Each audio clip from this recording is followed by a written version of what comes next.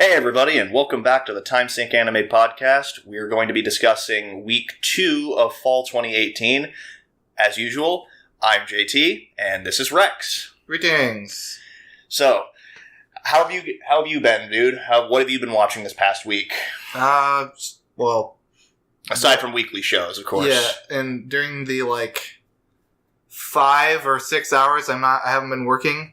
Yeah. I've been watching a lot of Space Brothers.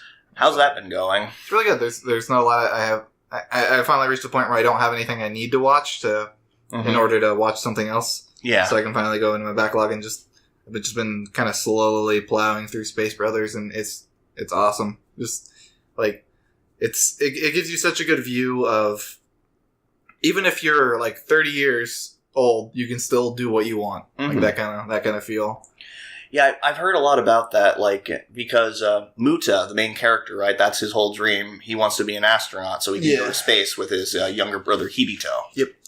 Yeah, I've never seen the show. I know that you've been watching it, and it's on my list, but it's one of our friends' favorite shows. Yeah, that's pretty much all I've watched. How about you? I have been watching a lot of Railgun Season 2.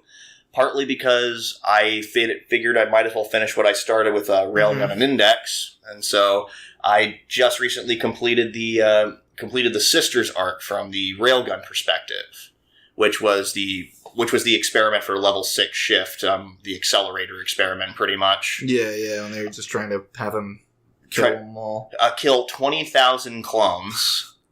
And yeah, seeing it through a different character's perspective, it's really fascinating because Railgun, again, our friend had seen this before us, and he was talking about how it's fascinating to see a character who has such a strong personality and stuff like that just get gradually broken down and see what drove her into that corner. Yeah, I haven't got around to watching Railgun yet. It's on the list. Yeah. It's on the list. Because I think they recently announced, was it Railgun 3? Railgun 3, and then a certain Scientific Accelerator Season 1. Yeah, which that'll be cool. I'm super hyped for that. I don't know what direction they'd be taking. I'm pretty sure it's based off a manga, but I'm kind of interested. Are they going to show the Sisters arc again, except this time through his point of view? Yeah, I'm assuming they're probably just going to focus on his backstory and then maybe show some more stuff from his point of view. Yeah. I don't know, though. That would be interesting to see. But yeah, just been watching a lot of Railgun. Really enjoying it. I think I've got 5 episodes left in that season before I move on to different things. I think next on my list after this is Assassination Classroom. Ooh, I gotta watch that one eventually, too. Oh, yeah. Assassination Classroom. Again, I've heard nothing but good things. Looking forward to that one after I finish Railgun. So, start us off, we're going to, on a similar vein to Railgun, we're going to be talking about A Certain Magical Index 3. It finally came out this week, guys. And we got to watch both episodes because I guess they decided to, now that they officially figured those licensing issues out, that they were able to just air both episodes on Verve. That's where we watched it. Yeah. So, what did you think about about this first couple episodes of Index 3? I thought it was a nice kind of jump right into the new season. It was, they brought all the characters back and just kind of played around with them a little bit in the first episode. Yeah. Just kind of a lot of slice of life stuff. We got to see the first head chomp of the new season. Yeah. And Index didn't get enough food. Yep, the first head chomp. And then what was even better about that is in the first a few minutes when they were kind of recapping what had happened in the over the past couple seasons, it just showed a bit of a montage of Toma punching people. Oh yeah. All the different people he's punched in the stomach or the face. His secret move. The punch. Yeah, just consecutive normal punches. And he doesn't discriminate. He punches men, he punches women, he punches children, punches adults. Just about anybody. Yeah. He just likes to punch people. Equal opportunity punching. So, yeah. So, speaking of punching, probably the biggest thing that I'm upset about, the Imagine Breaker noise. They changed it. It sounds like a vacuum sucking something up, or like you said, it sounds like a car just going... Yeah, it's like... Meow. Yeah, instead of the... Yeah, it was before it was this, iconic recognizable, like, electronic, techno kind of noise. Yeah, I really liked it, and I'd kind of gotten used to it, but yeah, the first time we see the Imagine Breaker in action, we're like, wait, was that the Imagine Breaker noise? Yeah. That can't have been it, right? So, yeah, that's something that's really bizarre. I don't know why they changed it, maybe different directors or something, but I don't understand why you change something so iconic. The other weird thing is that this is the first time I'm hearing the Japanese voices for these characters. Oh, yeah. I watched all of Index dubbed. I watched all of Index and what I've seen of Railgun dubbed as well. And I like the Japanese cast, and I don't have a problem with any of them really, but it is a little bit jarring going back from listening to it in one language and then hearing it in Japanese. But yeah, I like these characters so far. I think the dub did a pretty good job of trying to find voices that kind of fit the characters' personalities and stuff. Yeah, it wasn't really that jarring at all to me. It was only jarring. For me, it was only jarring in the sense that it was in a different language. It's like, okay, these voices are different, but as soon as I got over that, it was a pretty quick thing. So that's really all I have to say about the change in voice cast. Mm-hmm. But so we got introduced to was it the Roman Orthodox Church that has that mind control? Yes, thing? the Scroll of C.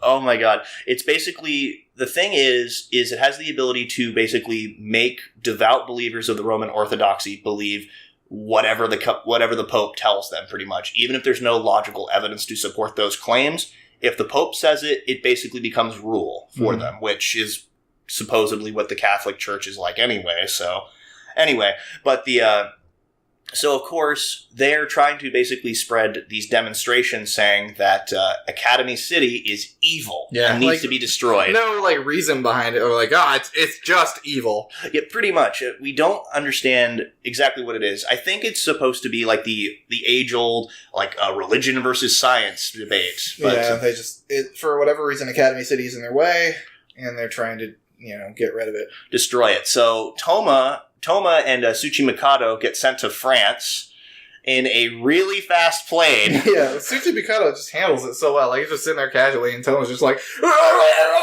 And then Tsuchi Mikado is just so much more equipped for these kind of situations, it seems, because then they get pushed out of the plane, and Toma's all falling, not gracefully, and Tsuchi Mikado just kind of coolly looks up, even looks kind of at the camera, and I think even does kind of a little, bang, with his hand, which... Toma crashes into the water, after almost being strangled by his parachute, and then meets up with Hot Towel Girl. Yeah, I don't remember her name. I don't either. She's Hot Towel Girl. Yeah, she's the girl that always offered him a hot towel. Yep, that's her signature move. Yeah. Hot towel.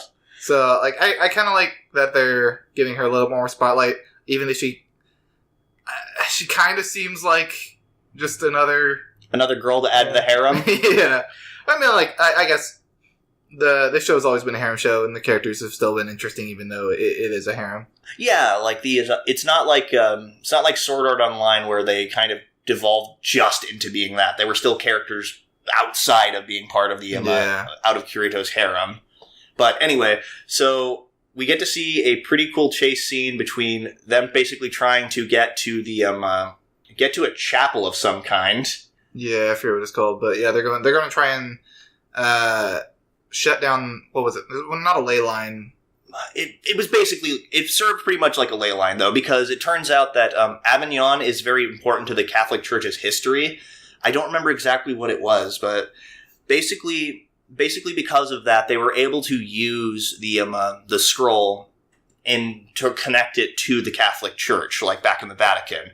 And as a result, they could use it pretty much from that location in Avignon, and cause a bunch of people. And, of course, Toma's not there for 5 minutes. Something bad happens. People are going crazy. They recognize, that guy's from Academy City. Let's beat him up. Yeah. I think one of my favorite parts of this episode actually was where Hot Towel Girl, they're running up to the spot where they're going to shut down the gateway. And, she pulls out her spear, starts fastening. She's like, yeah! She's like, yeah! Chops the gate. I was like, the secret epic technique of chain chopping. Just dink. Yeah. I was expecting like some big magic spell or something. But no, it was satisfyingly anticlimactic just because how hilarious it was. So yeah, I had a lot of fun being brought back into Index. It wasn't a huge wait for me. Yeah, I mean, some people have been waiting like 8 years for this. Yeah, something crazy like that, and I've only been waiting like not even a month. Yeah, it's been a lot of fun though. This series continues to be just like a really good battle series with magic and psychic powers. What more could you ask for? I'm looking forward to seeing where more of this storyline goes. More of Hot Towel Girl. More of Hot Towel Girl. Also, I want to point out, like, when they were in the restaurant and Toma spilled something, she's reaching down. She's like, "It's my time. I can finally use my secret technique." And a waitress shows up. Yeah, a waitress shows up and cleans it up. And she's like, "Oh, what did you?" Toma's like, "Oh, what did you want?" She's like, nothing." And she slowly puts the towel away. Like, come on, you gotta mix it up. Yeah, I mean that's her one move, and she was denied that one move. But yeah, I think that we're going to see a pretty cool battle between, because they tried to deactivate the ley line and something like magical happened. Mm-hmm. Like, it almost like blew Toma's head off. Oh, the right seat of God? Oh, that's right, the right seat of God. Which I thought that was the name of the other girl. I don't think it was. The right seat of God, though, just for the record, they are people who had supposedly gotten most of the original sin out of their bodies, which they aren't perfect beings yet, but they're close. They're almost akin to angels, like walking on Earth. And they are apparently ridiculously powerful. Oh, okay. The right seat of God is a group. Yep, the right seat of God is a group. So that's all those guys. Yeah, and the guy was summoning like magical guillotines. Oh yeah, magical guillotines. That was something I never thought I'd say out loud. Yeah, and then they ended up. I believe the episode ended with them still clashing. Yeah, I think so. That sounds about right. Which, again, to be continued next episode. Yeah. All right. So moving on to Attack on Titan season 3. All right. We got a massive exposition and reveal here, like in this episode.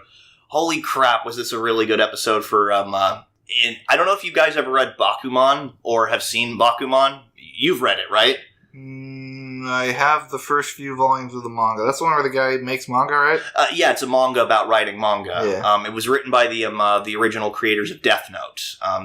And so basically, they talk about a technique called basically just reverse foreshadowing, where there's an event that happens in the past that nobody really thinks much of, but then later it's revealed to be a huge revelation, and it just was so expertly handled here. It was really great. It was basically hearkening back to stuff that happened in the first season. Yeah, it was. What was the Commandant Keith? Keith, yes, is the Keith's backstory. How he was apparently around when Grisha first met Aaron's mom. Yep, who was a barmaid, it seemed. Yeah, but Keith also liked her, but never told her. And we also got the reveal of how Grisha just like randomly showed up. Yeah, he just appeared one day. Yeah, and Keith like brought him back to the city. And pretty much explained how, Aaron was born and they got together and all that stuff. Yeah, it was really cool. I love seeing the part where Keith, it shows that Keith is the one who fucked up with Aaron's training equipment. Yeah. He's like, I don't want, he really didn't want Aaron to go out there and fight the Titans. He was like, well, if I couldn't protect, if I couldn't protect you, Aaron, referring to Aaron's mom, he's saying, well, I at least want to protect the kid. Yeah, but even in spite of that, he basically just showed his determination, was able to work even with broken gear, it seemed, which was awesome. I do not like Keith as a person. I think he's kind of shitty. But it's sort of like Severus Snape and Harry Potter. Like he's jealous that somebody actually had the guts to confess their feelings, and then is basically acting out against their offspring. Yeah, I didn't like that. I mean, I thought it was cool. It was a cool reveal, and basically his whole shtick is he always wanted to be special. He wanted to feel like he mattered, that he meant something. but he wasn't. Yeah, we even got to see the moment where he went from, like, his normal face to his current face. Yeah. Where he comes back from having, like, almost his entire crew killed for the umpteenth time, because everyone's like, he always goes out and then comes back, because his original thought was, I'm going to go out there, I'm going to do what everyone else can't, I'm going to take the forts out I'm going to set up a new fort. It's going to be great, everybody. There's going to be hookers and blackjack, and the Titans won't be invited. But and then he comes back and everything is broken. He sees Aaron's mom, and she just kind of looks at him, and then he has this, like, emotional breakdown in front of her. You see before he didn't have, like, those wrinkles around his eyes. Yeah, the dark circles. And as soon as he starts yelling at Aaron's mom, like, that kind of face that he has now appears, his dark circles and the wrinkles and the stress marks on his face. I thought that was really cool. Yeah, he finally broke, and it was also revealed there that's pretty much how Erwin became captain, or commander of the scouts. Yeah, because Keith stepped down. Yeah, and he was also just infinitely more capable. Like, people had actually said nobody in Erwin's squad has died when they were parading through the streets. Erwin was, by Keith's definition, special. Yep. And at least that's what he thought. Yep. And so we also got to see some really cool moments between Historia, basically as queen. 2 months had passed, apparently, since the events of this. Time skip. Yep. Time skip! Yep, time skip, but it didn't feel particularly jarring. No, it's time skips are good when done well. Yeah, exactly. Unlike a certain show last season, which handled it poorly. But anyway, we got to see her just chilling with a bunch of kids. Yeah, like she was being almost like a mom figure. Yeah, basically trying to give them a childhood she didn't really get a chance to have because they were all orphans and stuff like that. That was one of her stipulations for being queen, was that she would still be able to go out and help these people. Yeah, and help the common people, which is what she wanted most, which is really cool. And it's super idealistic, but at the same time, it was just it's kind of a breath of fresh air to see that I think she still has hope for humanity, but as long as she can actually contribute to it. Yeah, well, the thing is, when you have such an idealistic leader, it works so long as you have people that are off in the side, in the shadows, willing to do the kind of gross, disgusting, dirty things, like murder and stuff like that. Like, you can have an idealistic leader, but you have to have the power to back it up. Yeah, and you have to have the people who are, quote-unquote, more grounded in reality, and to kind of help realize, it's like, okay, you have a lot of ideas and a lot of noble aspirations. Let's figure out ways that we can actually make those work. And so that's ultimately what I see the Kingdom of Historia race ultimately going to be. But episode ended with with Keith realizing that Aaron actually is special after all, and them going off and then riding off on horseback to the tune of Sasageo. Actually, was it? Yeah, there was Sasageo playing. It was like a slowed down version of it, but it was Sasageo. So I thought that was really cool. We're what are you looking forward to in the next episode? I don't know. I'm personally looking forward to eventually them fighting Bertholdt and Reiner, like the Armored and Beast, and also figuring out who the fuck the Beast Titan is, because we actually saw his human form not too long ago. No, yeah, it was like 2 episodes, or the episode before last. Yeah, I think so. At the end of it. Yeah, we actually saw him just beating the shit out of Reiner. Yep, and yeah, he's a tall blonde man with glasses, and is also just voiced by Dio. Oh yeah, that's Dio's voice. That's Dio's voice actor. I mean, like, I'm looking forward to it all because I already know what's going to happen. So. Yeah. The animation, I guess. Yeah, that's fair. I think another really cool thing that had happened was the development of new weapons. We got to see the guillotines, basically. Those giant logs. Giant logs. It's the hardening equipment. It's like, okay, yeah, get your head in here. Come on. That's it. Go. I love seeing right at the base of the neck. I love seeing Hanji's tangents. Just whenever she just has like an orgasm, basically, about how cool something is. Yeah, how well something works. It's like, yeah, I made that. Look how I did this. Look how smart I am. I made this. Yes. Anyway, enough on Attack on Titan. new season, or the newest episode of Banana Fish. Yeah, we got a new opening. Yeah, we got a new opening. Woo, it was good too. It was a good opening. I still think I prefer the second opening, maybe because of the song. The first? Yes, the first. The first opening because of the song and visuals mainly. Yeah. But, well, it's like you said before. I expected a new opening last episode. Yeah. Because it was episode 13, so it was like the second core. Yeah. But they ended up switching to the new episode after they showed all of the plot points in the first episode. Yeah, like the most recent one. The last thing they needed to show being the knife fight. Yeah, and then they switched over. Between Arthur and Ash. Which, by the way, is something we didn't touch on. Arthur's first name was revealed. It was Frederick. Frederick Arthur. He's got 2 first names. So he's basically like Ricky Bobby. That's not important at all. It's just something I thought was... Dino probably did it. Yeah, it's something I just thought was kind of funny.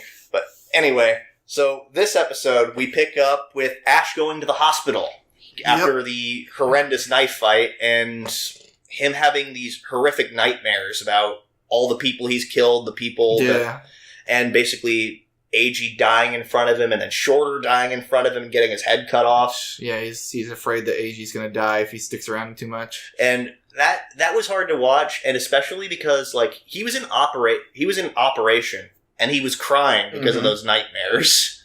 So yeah, I love how they showed like I think it was like 12 to 16 bodies just in a morgue, and they're like, Ash killed everybody. Yeah, he killed everybody here, and even they acknowledge it's like, that shouldn't be humanly possible. I would have loved it if someone was like, shouldn't he have to reload?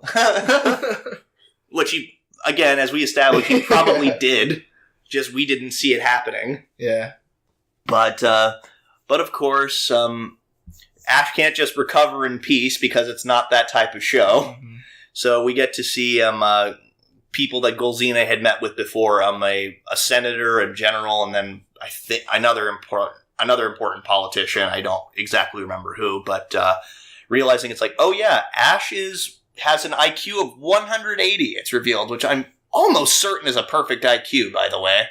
I don't know. I'm not entirely sure, but it's ridiculous. And so they realize, oh man, he could have lived so much longer if he was just dumb and pretty. Yeah, and then they send the assassin after him. Yeah, an assassin, a nurse assassin. Yeah. As soon as he showed up, I was like, yeah, that's an assassin. Yeah.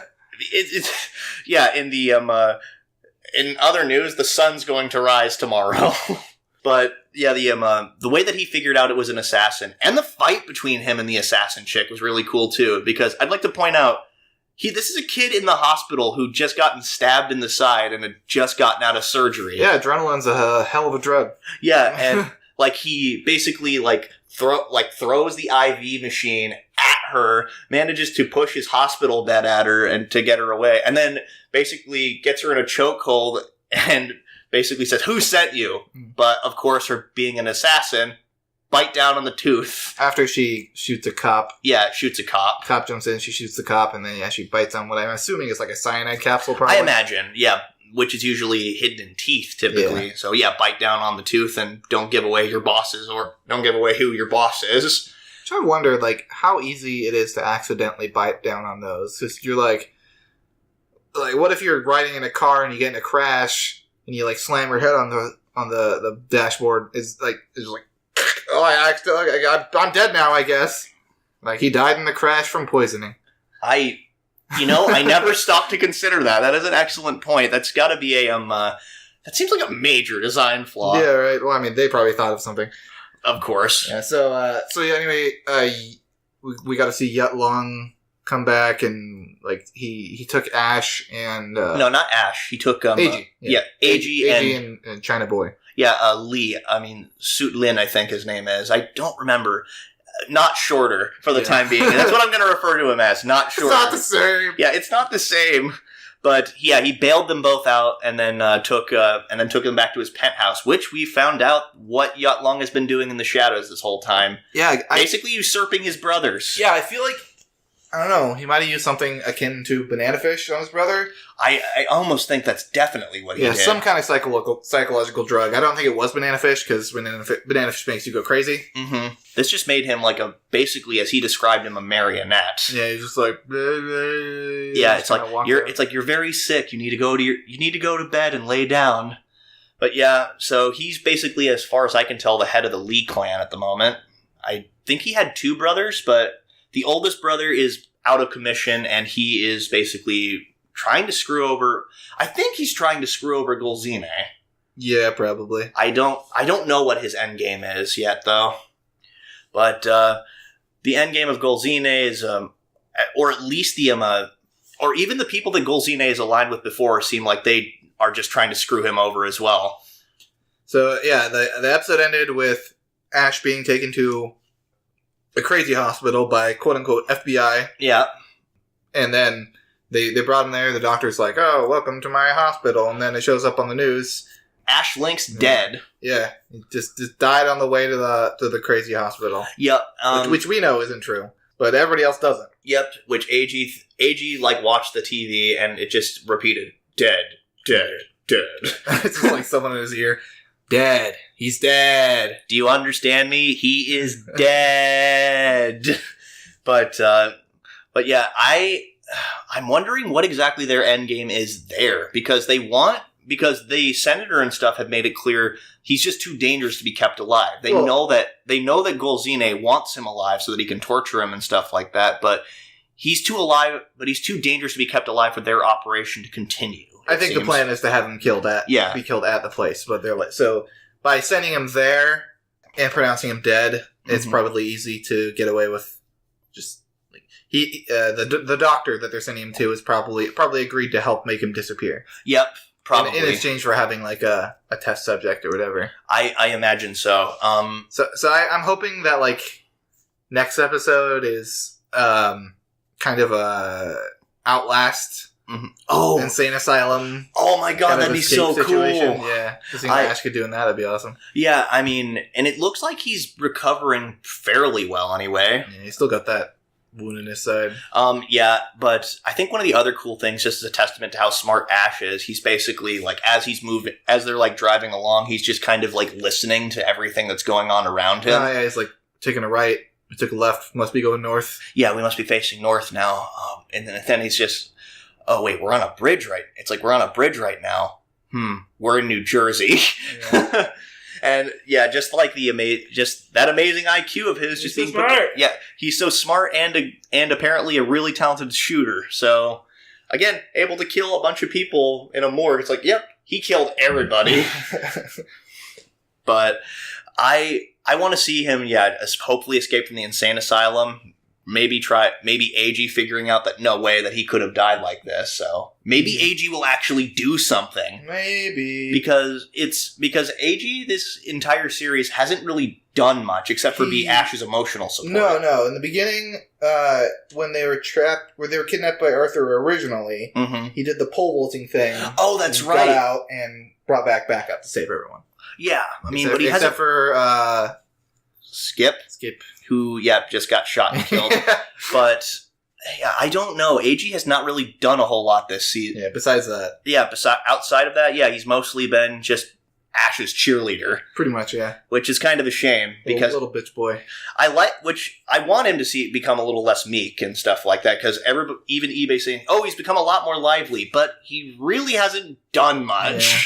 So maybe we'll see him do something. Maybe we'll see him break out successfully, because it's already pointed out that off screen that Yutlung said, oh, you tried to break out again. I appreciate your tenacity, sort of deal, but I don't know. Maybe we'll actually get to see AG do shit. So, next up, we have Goblin Slayer. Oh. That was, this episode was, showing us more of, Goblin Slayers, for lack of a better name. I don't even know if we never been told his name yet. Yeah. We just call him Goblin Slayer. Yeah. We got to see his backstory. Mm-hmm. Why he wants to kill all goblins. Yep. And I just want to say, the way he actually went about it, I didn't notice this the first episode, but since this episode was, completely focused on him, you got to hear it a lot more. He speaks very curtly. I mean, almost like he's just dedicated to efficiency, pretty much. He he only speaks when spoken to, it seems. He answers in very short, quick statements. Yes. It's do you want to eat? Yes. And yeah, he doesn't waste energy on anything. Yeah, exactly. He has a routine and he sticks to it. And but the way that he describes like what happened to him, it's basically just imagine this situation if you can. And it's just very cold, detached, and it's just like, imagine you seeing your entire village getting burned down in front of you. Imagine seeing your older sister basically getting attacked and used as a plaything, and you hiding, holding your breath, watching this unfold right in front of your eyes, hoping they wouldn't find you. There was just such a cool thing about like how just grim and detached it was. Again, because they didn't try to make you like feel bad for him. Like it's obviously, I don't think they were trying to force it. This is just how the character perceived the situation. It didn't feel like the author trying to make you feel bad for him. This is the character, and it really felt like his own voice telling you all this. Yeah, it was just laying out all the facts. Yeah, and that's the way that he just saw it, just this very matter-of-factly. And I think that was really cool how they did that. And just how efficient he is when it comes to killing goblins. And the part with the fortress, how he has the priest girl just sitting there lighting arrows on fire, setting them down for him. And he's just launching fire arrow after fire arrow after fire arrow because he knows that, that's the most efficient thing to do in this situation. Smoke them out. Yeah, just light the building on fire. And then I like how the priest girl, she uses her protection spell to keep them trapped in the burning building. Yeah. And she's like, I can't believe I got this new miracle and I had to use it like this. Like, the thing is, though, she didn't really lament, she didn't really, like, ridiculously lament over it. Like, she wasn't, like, despairing over it. Like, she'd kind of gotten a little bit colder and just used to this idea. She recognizes, unfortunately, it's something that needs to be done. Yeah, and that's when he was telling her about his backstory. That's, I think that's what he was trying to impart into her, is that it's not pretty work, but it's work that needs to be done because, like, the goblins just kill people. Goblins suck. Goblins are horrific creatures. Yeah. Like, like, newbie adventurers are convinced it's like, oh man, they're such weak monsters, they're so easy to kill. I was able to chase one out of my village once, no problem. But except, once you get into their domain and stuff, they're fucking terrifying. Yeah. And all they do is just spread disorder and dismay wherever they go. Rape and eat women. Yep, rape and eat women. Oh yeah, I almost forgot we actually got to see like receptionist ladies at the guild, because it's always pretty ladies who are receptionists at the guild. Well, yeah, no one's gonna hire you as a receptionist if you're not attractive. Sure, but anyway. So we got to see that, and and like one of the people that was like saying, it's like, oh, my village is being attacked by goblins, and he submits a very meek payment, and he's like, is it really true that those little goblins rape and eat women? And she has to like answer it with a smile and stuff like that. Yeah. Yes, I've heard sometimes that's the case. It happens. And you can just see like she's going through like basically customer service. Yeah, more or less. Like this isn't like he leaves, and she's like, well, I guess we're gonna have to hire a cheap adventurer to do it. It's like, oh, there's always one. Yeah. There's one man who will always take a goblin killing quest. Yep. And they're even excited to see him, or at least they're good at pretending they're excited to see him, because as it's been established as well, Goblin Slayer is not particularly well liked amongst his fellow adventurers. Everybody looks down on him. It's like, oh, look at his gear, it's so filthy. Like, look at his gear. It's so filthy. Look at the jobs that he takes. I can't believe he's a silver rank adventurer like us. Which I love his gear. I love how, like, minimalistic it is. And that's exactly the point. It's just, it's nothing glamorous. It's nothing fancy. It's efficient. Yeah, it's function over form. And that's kind of the way that he operates anyway. Just function over form. He doesn't really want glamour. He doesn't really want attention. He doesn't want glory. He just wants to kill goblins in the most easy way possible. And what by any means necessary. And I think that's actually kind of a cool take, because it is sort of like, because adventurers are clearly like more, oh, we're going to be great heroes and stuff like that. But him, no, he doesn't want to be a hero. He's not in it for the glory. He's in it for the murder of goblins. Yeah, he's in it just because it's dirty work. It's dirty work. It's unappealing, but somebody's got to do it. Yeah, I think his bottom line is, he doesn't want it to happen to anyone else. Yeah, exactly. I think that's cool. And we actually got to see... Actually, No, because now I think about it, I think he just wants them dead. Mm-hmm. Because there's the point where they heard about the other adventures that went off to kill goblins, and he just pretty much just like, if you want to save them, you can go ahead and save them. I'm not going to stop you. I'm going to the fortress. But at the same time, that might sound cold, but that really is, I think, what he's determined to be the most efficient thing. Goblins living in a fortress are going to be a lot more dangerous than goblins just attacking a small village. Might have been a waste of time. Yeah, I mean, who's to say that he isn't going to do it later, but his list of priorities are as follows. Take care of the biggest threat first, and then work your way down. Yeah, so we also got to see his childhood friend. Who has huge boobs, by the way. They wasted no time trying to display that this chick has huge tits. Yeah, I think that was probably intended to be like an eye catch. Yeah. Like, we're losing viewer attention. Bring out the anime titties. Yeah, bring out the anime titty. And also, she sleeps naked for no discernible reason. She sleeps naked so the audience can see her sleep naked. I'm pretty sure that's why. Yeah. Also, she pulls a cart.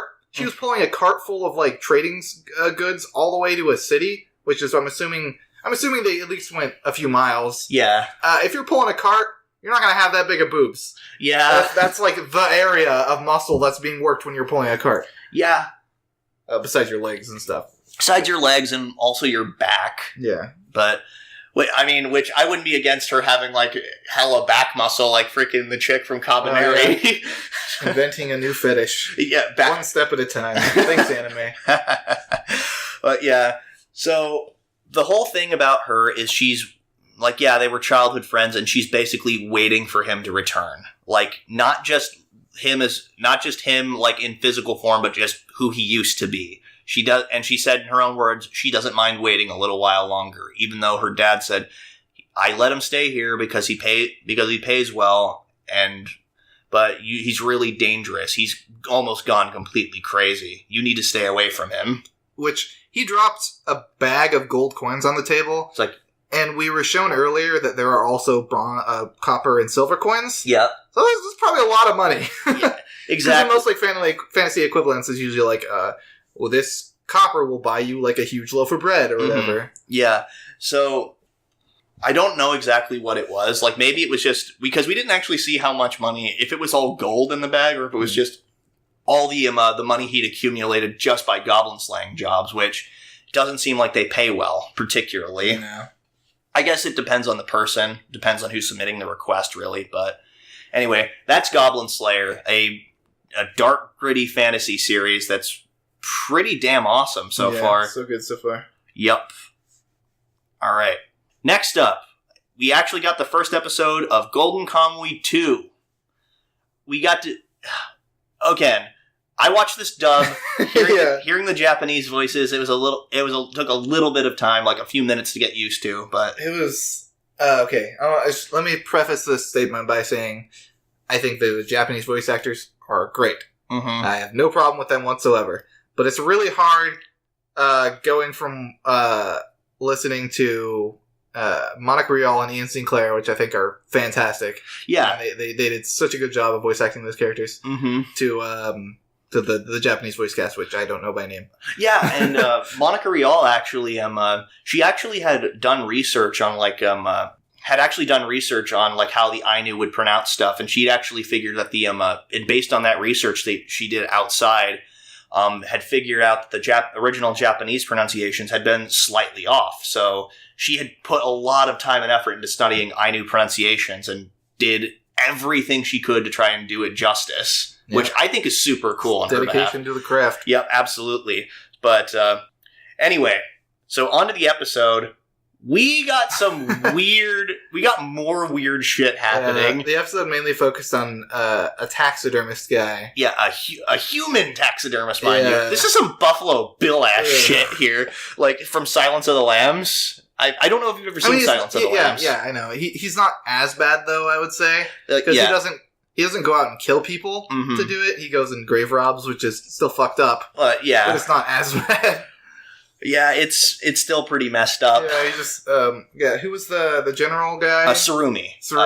Lieutenant Surumi. Lieutenant Surumi goes there and finds him because he wants him to help make fake skins. Which is a really cool plan, by the way. Just to throw everyone off who's hunting for the treasure. Yep, which would include a Sherpa and Sugimoto. Yeah, so he gets this guy on his side by like opening his shirt up and showing him the human skin. The human skin vest he was wearing. And they basically do a fashion show. The most disturbing fashion show.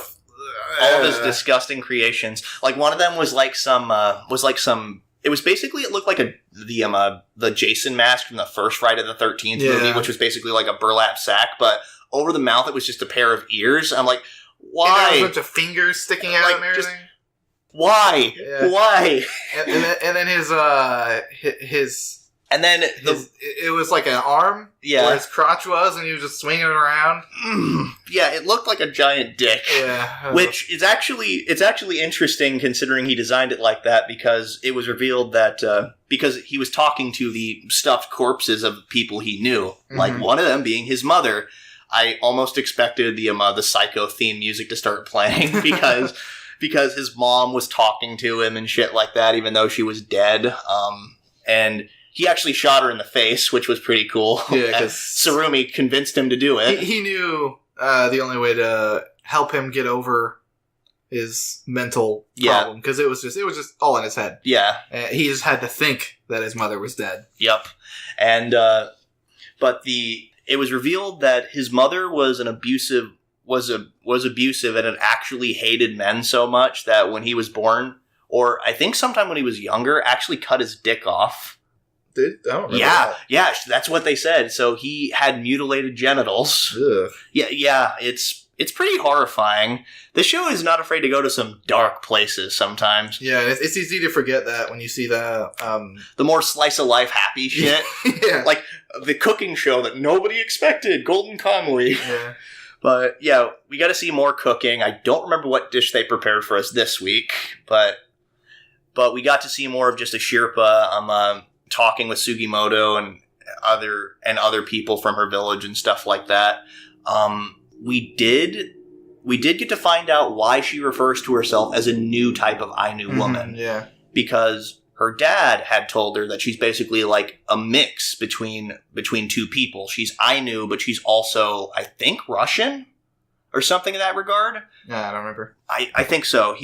I think she's partly Russian, which is going to be really cool to see how that's going to play out in the future. Because, again, if she's supposed to serve as the bridge between two peoples, I hope that she does well. I want her to do well, but for people who've watched Tokyo Ghoul, you see these bridge between two people, watch as that bridge slowly gets completely destroyed because of everything.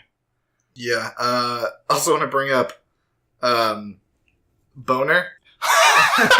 You have a little Ainu kid. I'd almost completely forgot about him. But yeah, if nothing else, you learn how to say boner in both Japanese and in Ainu. Yeah, like so Golden Kamuy teaches you things. Yeah, the little Ainu kid came out when they were hunting. He's just fascinated by hunting, apparently. Yeah, they were hunting a deer, and they explained, this kid's name is basically Boner. Yeah. And the guy's like, it's a great name. Boner. But yeah, this show, I'm looking forward to more of this adventure. I'm wanting to see more of how Tsurumi's plan plays out and how they're going to try and circumvent that. Like, if they're going to be able to determine if they're fake, and how, for that matter. Yes. Because I remember near the end of the episode, the taxidermist was, freaking out. I was like, I can't do this. This kind of look only comes from an actual body. Yeah, and so I'm assuming he's probably just going to bring him bodies. And then he also demanded that Tsurumi be there. Yeah, he's like, I want him. I miss him. I miss my Tsurumi. I miss him. Because he's like the only person he formed a human connection with. And yeah, how long. That was alive. Yeah, this guy is weird. I'm looking forward to seeing what he brings to the table. Aside, probably more skinning people. Yep. So next up is IRODUKU, The World in Colors. Alright. I can't stress this enough. This show is fucking gorgeous. Yeah, I love the opening. The opening is so pretty. I think part of it was they would show kind of black and white or monochrome frames, but occasionally there would be little colored bubbles floating across the screen, and it would occasionally highlight certain things. And it would also go from black and white and then slowly fade into color. And then the scenes where there was color would get more vibrant. And then there was a part in the opening where the guy's drawing started overlaying over everything. Yeah, the opening is really pretty. It's a gorgeous opening, and the show continues to be pretty. Like, there were some things, like, they focused on, like, science beakers, and I was thinking, it's like, I was thinking to myself, that looks almost photorealistic. Yeah, it kind of looks like they put a filter over a real photo. Yeah, but it looked so good. It was so gorgeous. Like, and they did the same thing with a sink. Like, I never thought I'd think a sink looked that pretty. It's like, that is a really pretty sink. Thank you, anime. Yeah, I'm pretty sure somebody's going to waifu that sink now. Because it's the internet, it's anime, it's going to be waifued eventually. I'm pretty sure there's going to be an anime of that in the future. But anyway, so the episode itself was pretty laid back, though. It was just Hitomi getting put into high school, pretty much. Yeah, it was Hitomi getting put into high school and actually confirming something that I was actually thinking about. Oh, yeah. Like, the fact that magic is known about in this world. It's widely accepted as being real. And it's still fascinating and enchanting, but at the same time, it's treated as such a kind of mundane thing. Everybody knows about it. Yeah, it's mundane but it's a mix of being mundane while still being fantastic. And it's really cool to see. I always love seeing stuff like that work out, like magic and science just kind of running alongside each other. Yeah, it seems like the author did a lot of work into thinking about how magic should be integrated into the world. Yeah. It doesn't feel jarring in any way. Yeah, there's a certain degree of verisimilitude there, where it just feels real, like it could easily belong there in just our day and age. But we got to introduce to the photography club a little bit more. I'm not going to remember most of their names for a little while. It'll be a few weeks. Yeah, it's going to be a few weeks. It's like real people. It takes me a while to remember their names. Exactly. Like, once I get used to them and figure out what they're all about and stuff, that's going to be really cool. And we're going to figure out their names pretty quickly. But we have the club president, the girl who's obsessed with taking pictures of bugs. Mm-hmm. And then we have probably, it seems like the major love interest of the series, Aoi. The guy who draws stuff. Yeah. The only member of the art club. Yep, the only member of the art club, as they explained, but since they're not really an official club, but they share the same club room, pretty much. And he's the only member of the art club, for whatever reason. But we got to see Hitomi actually perform magic. Yeah, a little tiny baby bit of magic, because he's like, well, if I do magic, you'll believe me, right? Because he makes like a tiny little star. And of course, there's a little bit of a stigma towards magic, it seems. I think that might be partially due just because of her grandma. Yeah, I think a lot of Kohaku. I think a lot of it's Kohaku's fault, because she rode a broom into the school and broke the ceiling and broke the wall and broke the chalkboard. Yeah, and then she blew up like part of like a chemistry lab or something. Yeah, they actually made Hitomi sign a thing when she joined the school saying like, we're not responsible for, or if you do this, you'll have to pay for all this damage. Yeah. Like if you use magic to wreck shit, then you're gonna have to pay for it. Yeah, and I thought that was really funny. It was again, there's a little bit of a how do we treat magic in a way that makes it feel kind of real, like it just would interact well with this world, in our world. So I thought that was really cool, and I still haven't seen Kohaku yet in person. Yeah, they said she's gonna be back, quote unquote, soon. Yeah, I hope that actually means soon and not like anime soon, where she's going to show up towards the end of the end of the season. Like, because we get a little moment between Hitomi and Aoi. I don't remember his first name, but where he compliments her on her magic. Like, I enjoyed your magic. I'd like to see it again sometime. And she wanted to look at his drawings again, just to see color again. Mm-hmm. But which it didn't show. It didn't. She looked at it and she smiled, so I'm assuming it just didn't. It didn't do the same thing it did last time. Mm. She saw the colors and then she handed it back to him. Yeah, she looked satisfied. Yeah, she looked satisfied. She didn't really look upset or anything. And that's actually pretty good visual storytelling, because I thought it was kind of ambiguous, but yeah, she did kind of crack a smile. Yeah, so. I think that they're setting up a really good dynamic between those two characters, where the guy, he likes drawing, but he doesn't like showing people. Mm-hmm. And Hitomi, she doesn't like magic, but the way he said he liked her magic and he wants to see it again kind of gives her a little more of a push to do more magic. She says, I never thought anybody would compliment it like that. So I think they're setting up a really good dynamic where she's going to get more into magic and he's going to get more open about his art. Yeah, I think so too. Like they're going, and if they don't end up romantically, which again, she's 60 years from the future, so that might not be a thing. It might be a little awkward. But even if they don't, it might be sort of like an After the Rain type situation where it isn't so much about the characters getting together. It's about what the characters can do for each other. Yeah, to help each other kind of become better people. Yeah, and I always like series like that. I like it when series don't completely just evolve into romance, because that's one problem I always have with rom-com series in general. Like, okay, from watching the first couple episodes, you already know that these two leads are going to get together. So I'm always pleasantly surprised when they're not. And like, especially when they get together early on. Yeah. And then it kind of just evolves into... And then what? Yeah, we're watching. That's why you see a lot of shows where a majority of rom-coms, the characters don't get together until the end, or they don't get together at all. Yeah, because it gets a situation of like, what's next? You're together. Now what? See, I actually kind of like it when kind of series do that, though, when characters are already couples or something like that. Yeah, that's a different genre, I'd say. Yeah, I mean, Clannad After Story did that really well. Wotakoi? Wotakoi did that. Was a series all about couples. Yeah, it was all about the relationships. And then Surezure Children did a lot of that. Like, most of the characters were couples, and it was just various points in their relationships and stuff like that. So, I always really like it when they do stuff like that. So I kind of hope that these two don't become a couple, but I wouldn't be entirely against it if they do. Yeah, it just depends how they handle it. Yeah, exactly. So, next up, we got JoJo Arc 5, aka Golden Wind. Is it Arc 5? Yeah, it's Arc 5. Because... Yeah, it's Arc 5. Okay.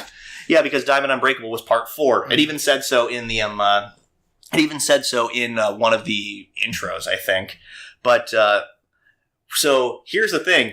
We got the opening, guys. Oh, yeah, the opening was awesome. The opening was good, and it kind of cements a little bit of what I said about Giorno before, like me thinking that, okay, he kind of reminds me of a young Joseph Joestar, was a bit of a rascal and stuff like that.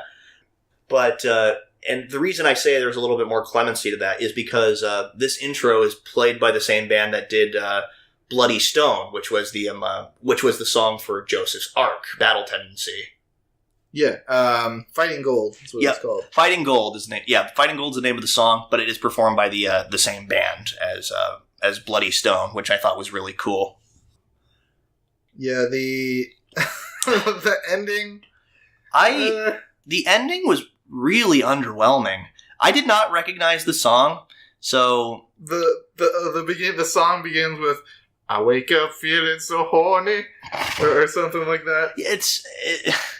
I don't get it. Like, I don't get it. It just doesn't really fit it doesn't really fit, it feels to me. Yeah, there would have been so much cooler ones, like Gangster's Paradise. Yeah. would have been a fantastic one. Was Gangster's Paradise made in the early 2000s? I don't know, but it would have been awesome. That would have actually been kind of cool. I think the song was called like "Freaking You," something like that. Which may have been an edit. I don't know, but I don't know. The song itself wasn't bad. It just didn't really feel like it. Yeah, it didn't really feel like it fit the theme. Like, or even it's not what I think of when I think like early 2000s music. Yeah. Like, it wasn't like the end song to Diamond is Unbreakable, because that song is just such a staple of that time period. I remember seeing it for the first time. I was like, holy shit, I've heard this song before. So was Roundabout. Yeah, Roundabout was a pretty big song. Yeah. And then Walk Like an Egyptian. Yeah. I'm not even really that big of a fan of Walk Like an Egyptian, but it just fit too well. But on to the episode. Yeah, sorry. With the opening and endings. We got to see a lot more of Giorno's stand. Yeah, what his stand abilities did. And we actually got the first epic pose of the season, I want to say. Like, he does like the side lean, and the Gold Experience is like posing in front of him. Yeah, we actually used that as a thumbnail a couple weeks ago. It was in the PV. Yeah, we finally got to see that, and but yeah, the meat of this episode was a fight between him and Bucciarati. That's a sweat-licking guy. Yeah. I still don't get the purpose for that. Yeah, how, like, I think the episode started with the flashback. Oh, yeah. It was explaining Giorno's past and how his mom sucked, and then his stepdad also sucked. Yeah, his stepdad was abusive, yeah, and he meets a gangster. He saves the life of a gangster. Oh, yeah. Yeah, because he subconsciously made the grass grow to hide him. And then pointed at mobsters that were chasing him in a different direction. And so, long story short, the guy is grateful. He finds him again. He says, like, I'll never forget what you did for me. And then, like, throughout all the years of Giorno growing up, this guy pretty much made his life just better. Like, he made his dad stop hitting him. Mm-hmm. He made the kids stop bullying him.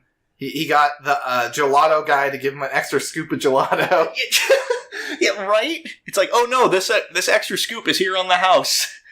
But then, of course, it kind of presents the sort of dark underside. It's like, yeah, Giorno kind of knew what he was doing in the shadows, like killing people and stuff like that. But like, the reason he killed a guy who was selling drugs to women and children. Yeah, he's like, this guy's selling. Well, first he said the guy's son runs up to him. He says, like, you killed my dad, and he's holding a gun. He's like, yeah, I killed your dad. He was selling drugs on my turf. Hmm. Also, he was selling them to kids and women.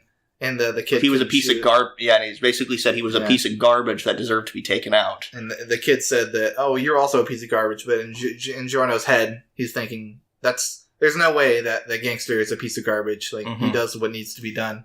Yeah. And kind of cemented it in his fact, like, I want to be a gangstar. Yeah, not gangster, gangstar. Yeah. But the rest of the episode is more of the Bucciarati Giorno fight. Mm-hmm. And again, we get to see some really cool, like, displays of power from Gold Experience. Like, he punches Bucciarati in the face, which at first we think, oh man, did it power him up? It must have, because it looked like he was moving so much faster. But really, as it turns out, all it did was speed up, like, his senses. Yeah, it puts his perception into overdrive. And when his body, meanwhile, was moving ridiculously slow. Yeah, so he gets punched in the face by Gold Experience, and he experiences the punch in, like, super slow motion. So imagine getting, like, punched really hard in the face, but you're just slowly, agonizingly going through the fist, breaking, like, a tooth flies out. Man, yeah, I couldn't imagine that. But it was actually a kind of similar power used in one of the later arcs of Bleach.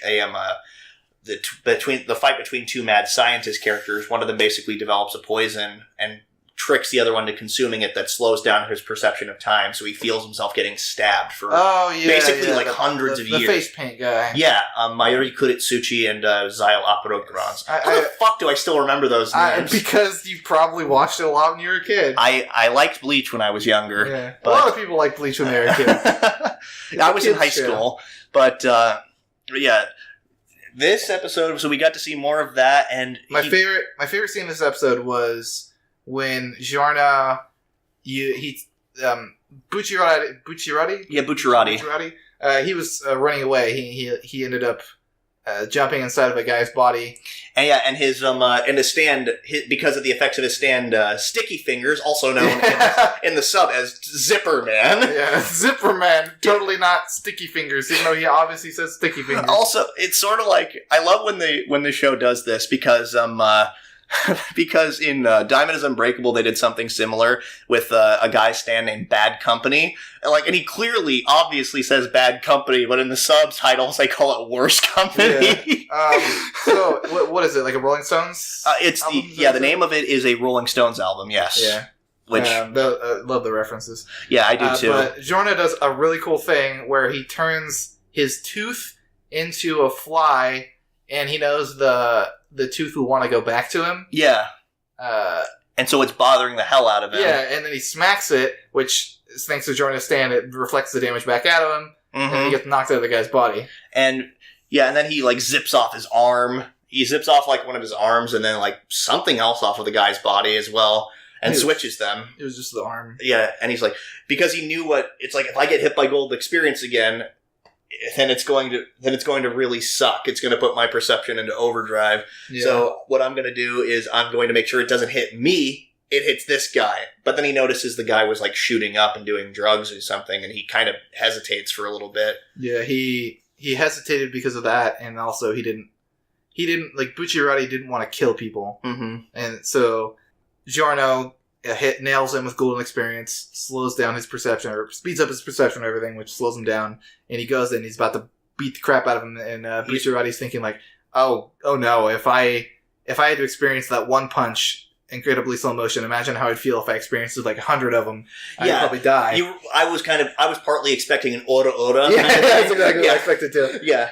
Except it would be a Muda Muda. Yeah, it would be a Muda Muda because the Geo genes awakened. And then he just stops and he says, like, you're a good person. That's why I didn't attack you.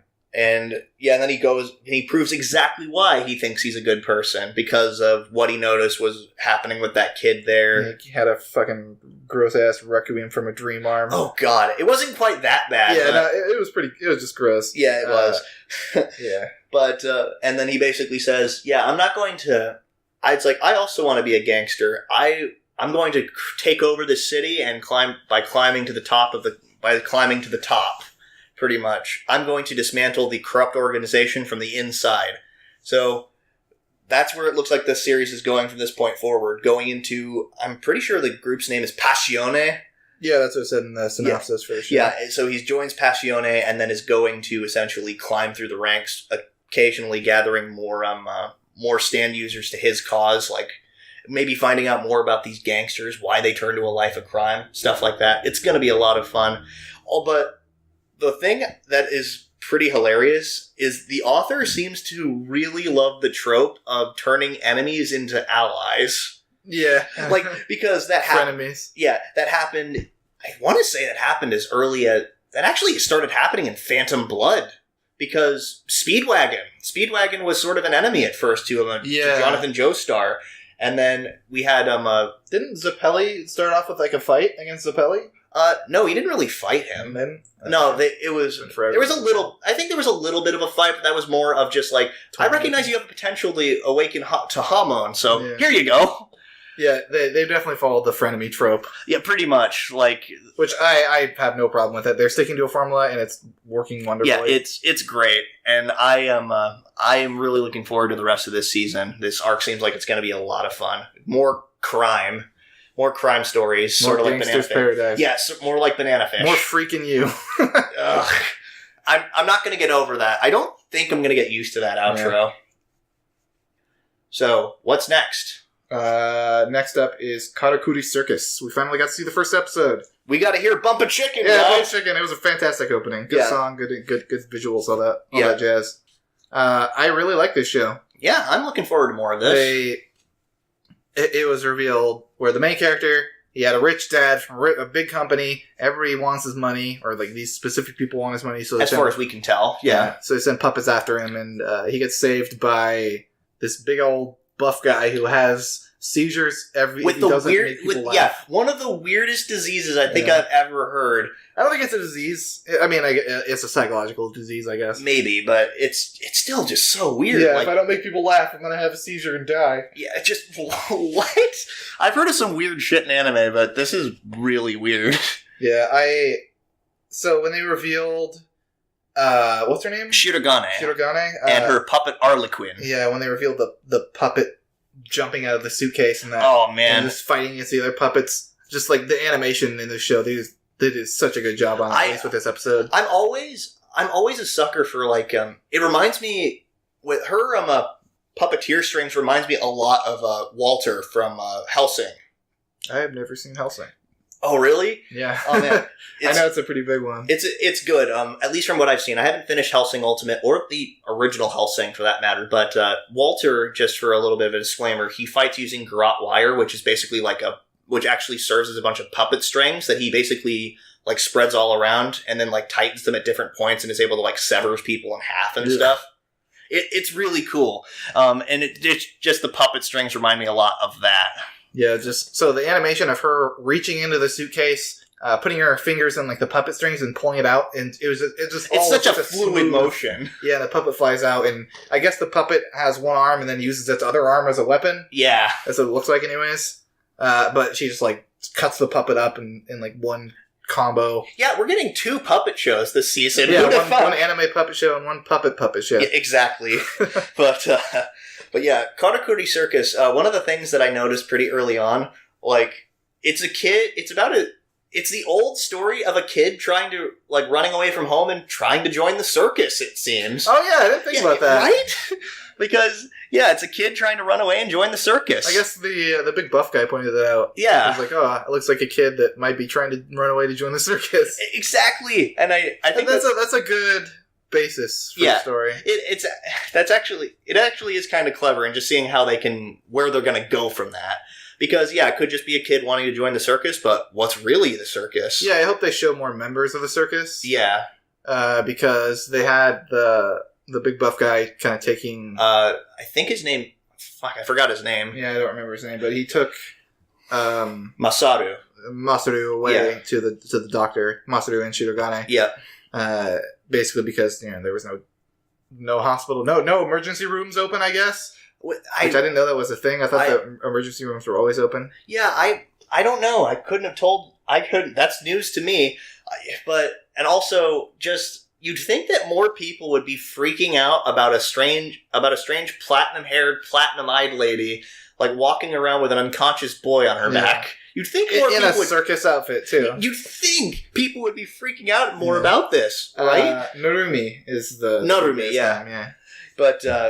But yeah, so they go into, like, this underground doctor, and that's when another puppet shows up, and basically the whole premise of the series is try to protect this kid. Yeah, it looks like a Shonen Battle series. Yeah, Shonen Battle series, sort of like Monsters of the Week or Villains of the Week sort of deal. So we get, I'm assuming that most of the enemies are probably going to be puppet masters. Yeah.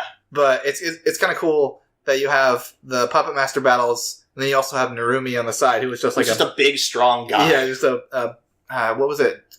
Not kendo. Martial arts. Kenpo. Yeah. Kenpo, yeah, is what he was saying. Yeah. He, like the martial arts that I learned in China. Yeah, so it'll be cool to see him kind of going toe-to-toe against these mechanical It seems things. like, what'd be really cool is if he's not going necessarily against the puppets, because as it was established, his punches and stuff didn't do anything against the puppets. Yeah. If it's more Shirogane using her puppets to fight the other puppets, and then him trying to go against the puppet masters. That'd be cool strategy. I think that's pretty much what it's going to amount to. Like, puppet masters having bodyguards outside of the puppets. So, so he fights the bodyguards, and then she fights the puppet. Yeah. That'd be cool. I think I would be super... Yeah, because you gotta have someone protect your body. Yeah, other than... you can't just rely on the puppet. Mm-hmm. So, and plus, that just seems like the only way that I think that he would actually be relevant at all in this story, so... He seems like a good guy. Yeah, even though he tries to say, no, I'm a selfish asshole. Oh, I mean, it's just... That's just being tsundere. Yeah, I'm doing this. I'm doing this for me. But one of the most interesting things I thought pretty early on was when Masaru was trying to like run away because after Narumi wouldn't point him to the circus, and he tried to run away, and all of a sudden these 3 really tall dudes who clearly look like they didn't belong here. They look like the guy from the Matrix. Yeah, Agent Smith. Yeah, it just looked like a bunch of Agent Smiths. Yeah, either Agent Smith or like the Slender Man with faces. Yeah, because they were just tall guys in black suits, and it was actually interesting to kind of like highlight that these were enemies because everything else was like kind of super colorful around them, but they were like super monochrome. They even had like a monochromatic outline. They were obvious enemies. Yeah, like it was very obviously pointed out. Like, okay, yep, this is dangerous. And Narumi pointed out that he's like, oh, they're obviously professionals because they grabbed the boy and they surrounded him, making it so nobody could see the boy. Yeah, they did it in such a way that nobody would have second guessed that they were walking away with him. Yeah, exactly. So that was pretty cool. Little point. It makes me wonder what was Narumi's life before all this. Like, he must have some experience in this field. Well, a lot of people I've never talked to real circus members, but in a lot of fantasy circus situations, you get a lot of people that come from different colorful backgrounds. Yeah. And they have lots of skills that they can only put to use in the circus. In the circus, yeah. Yep. That makes sense, but I'm looking forward to a lot of shonen battles here, like a lot of shonen battles. Maybe seeing more... I don't want it's going to be interesting because I don't know what Masaru is really going to bring to the table. Like, I mean, aside from basically being sort of the major driving... The flag? Plot, yeah, the major kind of plot point. Like, it's going to be an entire game of capture the flag, and he's the flag. Yeah, I really... It'd be cool to see him, like, maybe do a little puppet fighting himself or something. Yeah, I really hope so. What if he's a puppet? What if he's a puppet? Calling it now. What if he turns out to be a puppet? Oh, man. Oh, man. Wouldn't that be a trip? Yeah. Suddenly we're watching Zash Bell. Oh, God. Zash Bell, I think is the Japanese name. But, yeah, I hope they do more with his character in the future, because for now he just seems kind of like the wimpy sort of main protagonist. Yeah. I have really high hopes for the show. I do, too. I mean, judging just from this first episode, it looks like it's going to be a fun show. But anyway, next up, Radiant. This episode didn't completely suck. So I was pleasantly surprised by this episode. Yeah. The last one was just kind of generic and boring. Seth didn't really feel like he had much character behind him. Yeah. Besides just the... your typical, I want to be the best. Yeah, I'm going to be king of the wizard pirate ninjas. Yeah, exactly. But they showed a little bit more of his character, because you had the... what was the name of the group? The Bravery Quartet. Yeah, I was about to say the Buff Boys, but yeah, they showed up, and then as soon as they were like, "We're gonna help you," we were sitting there watching, and I was like, "They're bad guys." Yeah, like they're gonna betray everyone, and lo and behold, they betrayed everyone. Curse your sudden yet inevitable betrayal. Yeah. They were just they showed up trying to save the people. They showed up under the pretenses of trying to save the people just so they could rob the bank. Quote-unquote nemesis hunters. Yeah, which they were sorcerers. Yeah. But they brought up the point, or the main guy brought up the point of, it was I kind of felt for him a little bit. Yeah, I could understand it. Like, because he was saying that they're basically treating me like garbage, so why would I want to help them? Yeah, it's it actually sort of reminds me of the first Spider-Man, Sam Raimi Spider-Man movie, the exchange between Spider-Man and the Green Goblin on the apartment rooftop. In spite of everything you've done for them, eventually they'll hate you, so why bother, sort of deal. And which Spider-Man just responds, because it's the right thing to do. That's always been one of my favorite things about think that movie and about Spider-Man as a character in general. He does it because it's the right thing to do. Spider-Man's my favorite superhero. Anyway, I don't know what you're talking about. I don't think that movie ever existed. Shut up. Anyway, so yeah, this episode didn't completely suck. It was still kind of underwhelming, I think, though. Like, I wasn't really engaged. This world felt kind of bland, really. It still feels kind of bland. Yeah. Well, no, the world...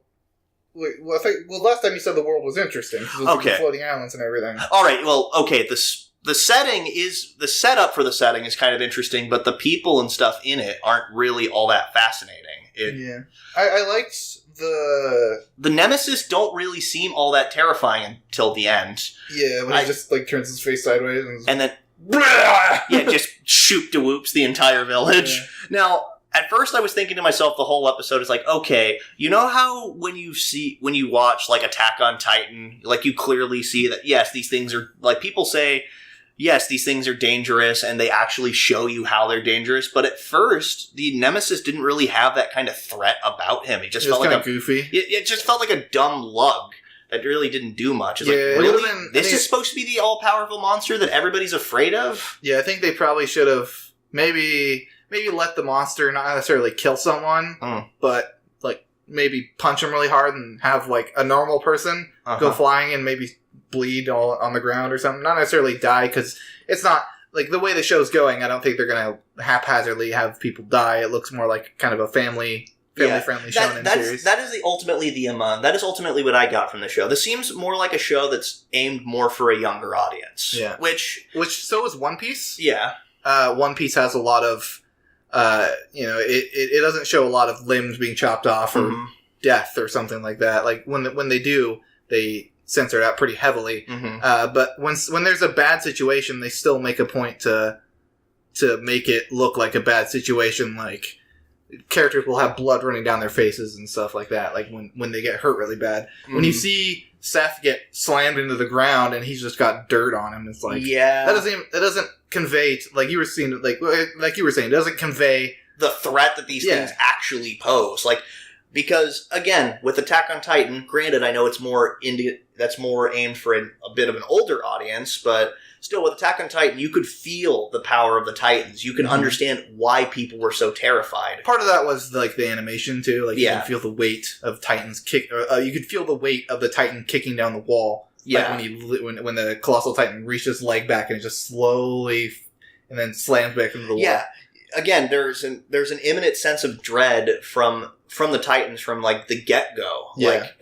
But with this, these supposedly all-powerful monsters, there really wasn't that until the end. Yeah, until we got to the point where he shoots a laser and blows up like 2 city blocks. Yeah, I mean, for me, it was like, okay, we could have seen a little bit more of that destructive force from the get-go, but I don't know. Which that leads me to my favorite part of the episode was the talk between Seth and the Don Bossman. Don Bossman. Yeah. I really thought that was a well-written conversation. It was, you see the Don who had these kind of goofy glasses on, and he kind of takes them off and talks to him, saying like, listen to these people, like, after you go and fight for your life, you go getting battered and bruised, and this is all they say to you. And yeah, you're a menace, you're a monster, stuff like that. Yeah, and he basically says, like, join us, or join us if you think that you want to live for yourself. And, and he throws him a bag of gold. It's like, don't let anyone say that we're not generous. And then he punches him. Yeah, he just punches the gold and him right in the face. Yeah. We get a cool little Saga shot of him jumping up and kicking both of the guys at once. Yeah. And they go flying. And then he just proclaims, like, that's not the kind of sorcerer I want to be. Even though these people say these things, I still want to be a sorcerer that grows up to help people. And I thought that, and in that moment, I was like, I kind of forgot all about all the other crappy stuff. I was like, oh yeah, that's pretty cool. Seth was kind of a cool character. And then you see when the monster blasts the laser, and he kind of just holds up his hands and blocks it, and you see his gloves kind of tear apart. That to me kind of gives a little more weight to the situation. Exactly. Because you see that Seth is holding off just the tiny area behind him with the people there. Everything else behind that got just obliterated. Yeah, it kind of reminds me a lot of anytime Toma blocks like a huge attack in. Yeah, I was expecting, when they did the blast and they kind of panned away from it, I was like, oh, no beam struggle? Yeah. And he's just like, oh yeah, beam struggle! But, I mean, not really beam struggle, but I guess he's struggling against the beam. Yeah, that's where the episode ended? Yeah, like, which is weird. A weird place to end it, but yeah. And then we also get to see Alma trying to head towards the village. Like, okay, I'm on my way, Seth. Don't do anything rash before I get there. I think the most interesting part for me, though, is some of the voice talent actually behind this. Like, because we actually figured out that we were listening to this, and it's like, okay, the voice for Seth sounds super familiar. I swear I heard it recently. And it turns out it's Asahi from Happy Sugar Life, which I was like, okay, that's cool. This person has a huge pedigree of voice roles. And then, girl, right? It's a girl, right? It's a girl. Yeah. Yeah, and then, which is not surprising, young boy characters are usually played by women. But, and then Romy Park plays Alma, his master, who that most famously voices Ragyo from Kill la Kill. So I thought that was super cool as well. Yeah. So we're gonna give the show one more episode. But unless it does something amazing next episode, it's probably gonna be one of the ones on the chopping block for sure. Like I might go back and watch it sometime, but it's looking like a probably mediocre show with some cool parts. Exactly. That ultimately what it is. So when people say, like, quick aside here, when people say that a show gets good later on, I don't think that's a hallmark of a good show. I think that's a hallmark of a writer getting better. Yeah. Because, like, if there is a pile of gold at the other side of a pile of shit, I'm not going to want to walk through the pile of shit to get to the gold. Yeah, exactly. Like, and I think actually it was, I remember, like, hearing this in a video about Final Fantasy 13. It was actually, Zero Punctuation, from Yahtzee. He was basically saying, that takes me back. Right? But he's still making stuff. I kind of want to check him out some more. But anyway, he basically says, like, you know that Final Fantasy 13 gets good, like at least 20, 30 hours in, right? It's like, yeah, I mean, I could put my hand on an oven for 20, 30 hours. The pain might go away, but I'll still have done severe damage to myself.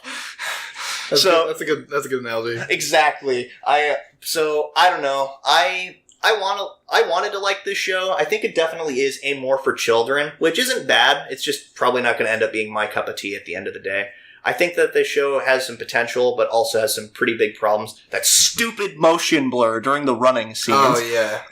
That was atrocious. Motion blur almost never looks good. Yeah, I always turn it off. When I'm playing a game, I always turn it off. Motion blur almost never looks good, and they just insisted on using motion blur here. It looks bad. It's like they're poorly using integrated. It to give the illusion of speed. That's what they used it for, and it was implemented. It looked really bad. But enough ranting on radio. Anyway, next up, Run with the Wind. We get to see more of just the guys being guys, it seems. Yeah, it's showing, what was the name of the guy who's kind of duping everyone into it? Haiji. We see Haiji going around using different methods to kind of squirrel people into joining the team. We get to see how much of an asshole Haiji is, which is actually kind of fascinating. He's determined. He is. He's super determined. Like, we get to see, like, the smaller guy who, like, lives out in the mountains and had experience, like, walking through, like, had probably built up a crap load of endurance because, you know, he had to walk through mountains to get to school. And it's just like, well, wouldn't it be great if your parents saw you on national TV if you never get to see them? And then basically trying to convince the twins, there's going to be a lot of girls who love you if you do this. With one of the other characters, it's going to be a while before we know who all these characters are, what their names are and stuff like that. But then the other guy who wanted to get into, like, business and stuff like that. You know, if you do this, you'll be able to have super good connections. Put it on your resume. Yeah, exactly. You'll have a lot of stories to tell, and that'll be good for connections, because you want to get into mass media, don't you? Wink, wink. So, my favorite character, I think, in the show so far is probably Nico-chan, I think is what they call him. Yeah, Nico-chan senpai. Yeah, I really like how he's... I just like his character. Like, he looks cool. He's kind of got, like, this kind of mature air about him. Yeah. And I liked the part where he was... Not just because he smokes, but... No. I like the part where he is running, and then was it the main character sees him? Yeah. Then he kind of just plays it off like, I'm just doing this for a change of pace. Yeah, exactly. Where you can tell just he really wants to... He does want to run. But... Yeah, I think he got really inspired by hearing about the race or the marathon, and kind of just thinks like, well, if everybody else does it, maybe we can do it. But at the same time, there's like some part of him, like, and he's still, I think, trying to convince himself that, it's not going to happen, or maybe it shouldn't happen, because it's like, my lungs are pitch black anyway. Yeah, I think, so when he was laying down on the bed, he pulled the cigarette out, and then the other guy left the room, and he laid down on the bed, and he kind of just like, threw the cigarette on the ground. Yeah. I think that part of his journey in the show is going to be quitting smoking. Yeah. Which will be really cool to see. It makes me wonder why he started to take up smoking in the first place. Yeah, so heavily. Yeah. And then we got to see, like, everybody in the show refers to Haiji as a demon. Like, everybody. The demon. The ogre. Yeah, the ogre. The ogre king. Yep. Because, he's just a devious asshole. But he's a lot of fun to watch. And again, just all the different approaches and how he sweet talks his way into basically like, no. But the best one was how he convinces whatever his name is, the prince, as he's often referred to, who loves his manga culture. It's like, we're gonna. He shows up and he's like, I thought I'd show up here first because you'll probably take the longest to move out. And just all that stuff you'll have to carry, just all that stuff to pack out. It's probably going to be a big pain.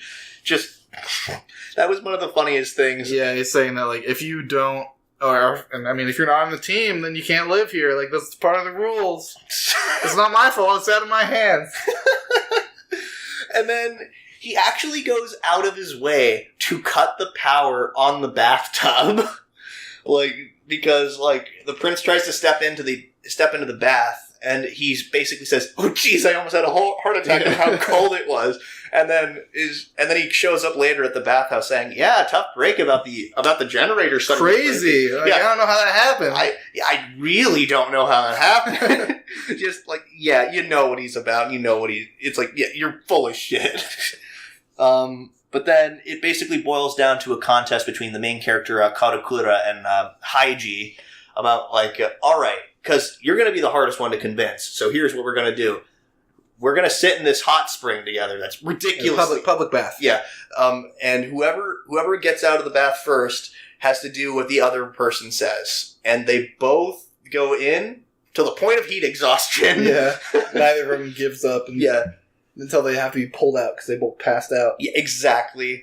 I think the third episode is somehow... I think it's going to be a little bit more of like actually revealing why Haiji wants to run so much, and that's probably what's going to win Karakuri over. Yeah, probably. Because we still have I think they got most of the people on board so far. Yeah, except for Karakuri. Yeah, they got them mostly on board except for blackmail. I think the only other person who isn't on board is the other like oldest person on that lives in the building with them. The trivia guy.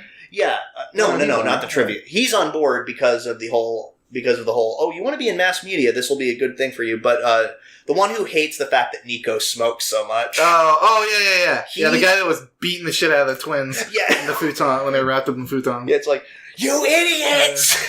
Somebody should make a GIF of that. If it doesn't exist. It's the internet exists. But, so yeah, I imagine that's my prediction for the third episode. It's going to be it's basically going to reveal why Haiji wants to run so much, and that winning Karakuri over and saying, all right, I'll run. And then the other guy saying, okay, if everybody else is doing this, I guess I'm on board too. I don't really have a choice here.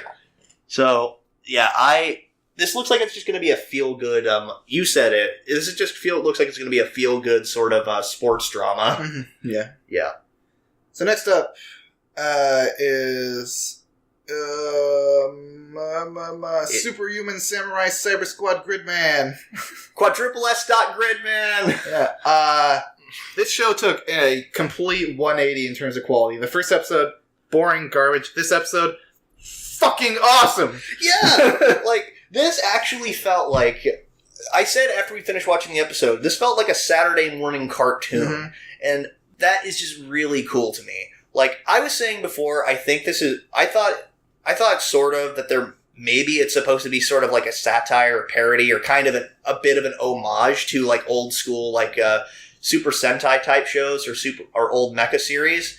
And this definitely proves more that point, I think. It's not I'd say it's an homage. Yeah, it's definitely more definitely. Of an homage.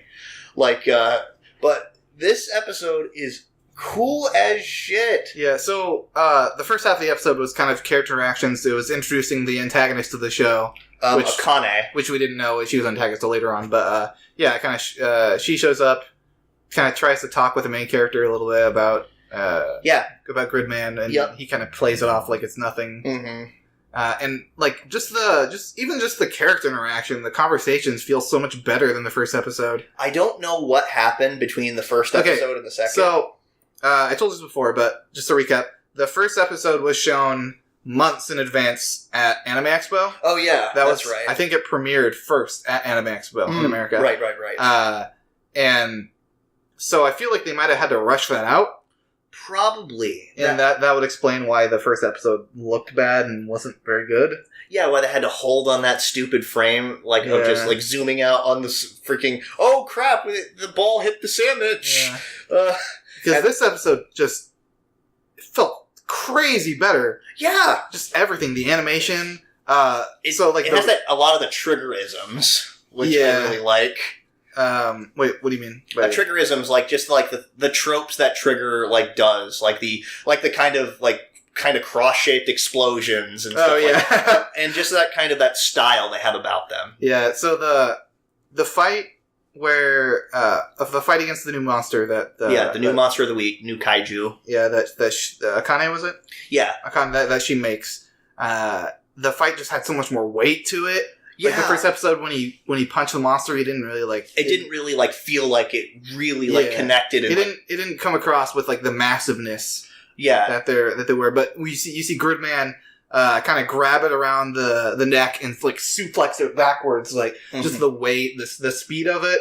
And how it crashed on the ground, you really felt the giant robot monster battle. It reminded me of a lot of Pacific Rim, because Pacific Rim did that as well. Just captured the immenseness of the monster battles and giant robots punching them in the face. So main character got to watch. Yeah, we called that like immediately. Like we saw like the electricity. Saw the electricity like static around him, and we're like, oh, okay, he's probably gonna get a. Oh, there it is. Yeah, which not only the electricity. I was thinking because in almost every one of these like super robot shows, the character gets a watch. Yeah, just to like transform wherever he wants. Exactly. So yeah, he gets the watch, and then we get introduced to Samurai Man who can't walk through doors. Yeah, and which they're convinced he's an alien. Yeah, and they were talking about aliens. He shows up and they're like, alien! Yeah, and he tries to walk through doors, but every time his goddamn katanas just go boom!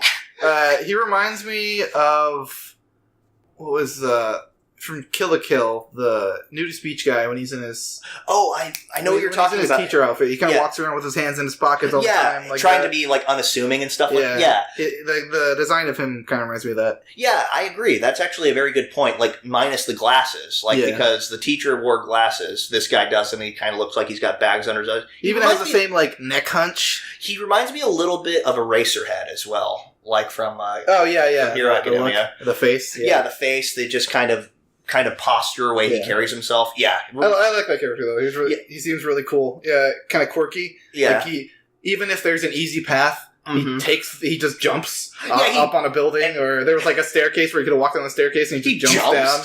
Like, come on, man. Yeah, he's just obviously making the most amount of effort to do the most simple tasks. And I love his design. Like, I love, like, the 4 swords on his back. Yeah, exactly. Really cool. Kind of reminded me...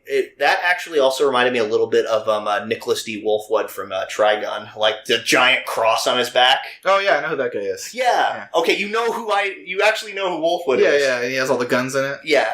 But, Wolfwood just carried a giant cross, and that just kind of... It also, I think that was a recurring gag, too, where he had a hard time getting through doors just because of the freaking thing, and that just reminds me a lot of that. Yeah, so then we get into the kaiju being summoned, wrecking shit, and then they go to the computer. The samurai guy optimizes Gridman. Yeah, so he goes in, his body's all light, and he can actually move. And I love the animation of the Gridman beam. Yeah, he does like a big old pose. He's like, Gridman beam. He like holds his wrist out and shoots a laser. I was like, that's so Power Rangers. Yeah, it's so Power Rangers. It's so Super Sentai or Ultraman. They actually even directly reference like Ultra series in the dialogue. Oh yeah. Of the show. It's like this always happens in the Ultra series. Yeah, the aliens come after the kaiju. Exactly. It's a staple in the Ultra series. Yeah, exactly. Which definitely paints more credence that this is most definitely an homage to those types of shows. But it actually also has a little bit of a darker tinge to it, because as far as we know, people who die during like the kaiju fights just fucking disappear. If you die in the game, you die for real. Yeah, exactly. They don't disappear.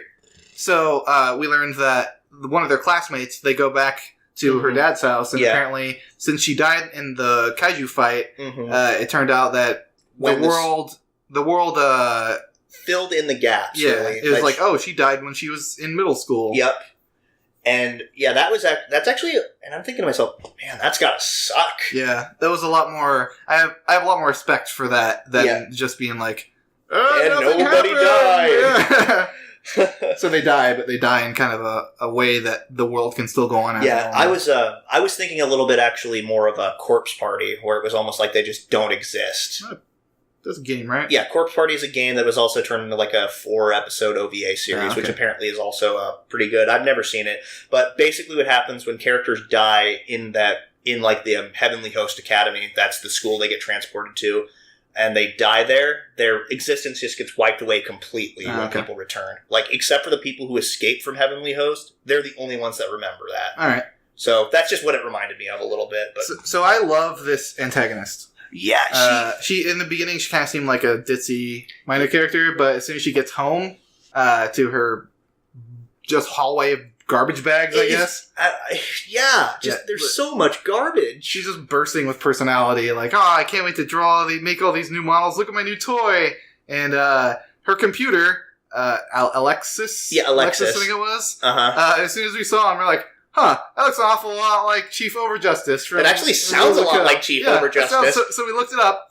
It's the same voice actor. It is Chief Overjustice. So they just threw Chief Overjustice in the show as her computer helper. Yeah, as basically her equivalent of Gridman, it seems. Yeah, that's what it seems like, because she draws the models, or she carves the models, and then kind of shows them to him, and he makes them into big old kaiju. Yeah, I actually said this while we were watching it. It reminds me a lot of the original Mighty Morphin Power Rangers. That's what I grew up knowing it as. Yeah. It was something completely different, I know, but that series, it reminds me a lot where they were basically like clay dolls and stuff that were summoned, and they got turned into monsters that the Rangers had to fight every week. So yeah, it very much reminds me of that. But seeing her like have like a carving knife and actually like carving like wood or plastic models, so cool. Yeah, and she's a total and she's just a complete psychopath. Yeah, maybe I'll send it after my teacher because he bumped into me and didn't apologize. It's like, wait, what? Yeah. I was like, oh, there you are. It's just saying that like.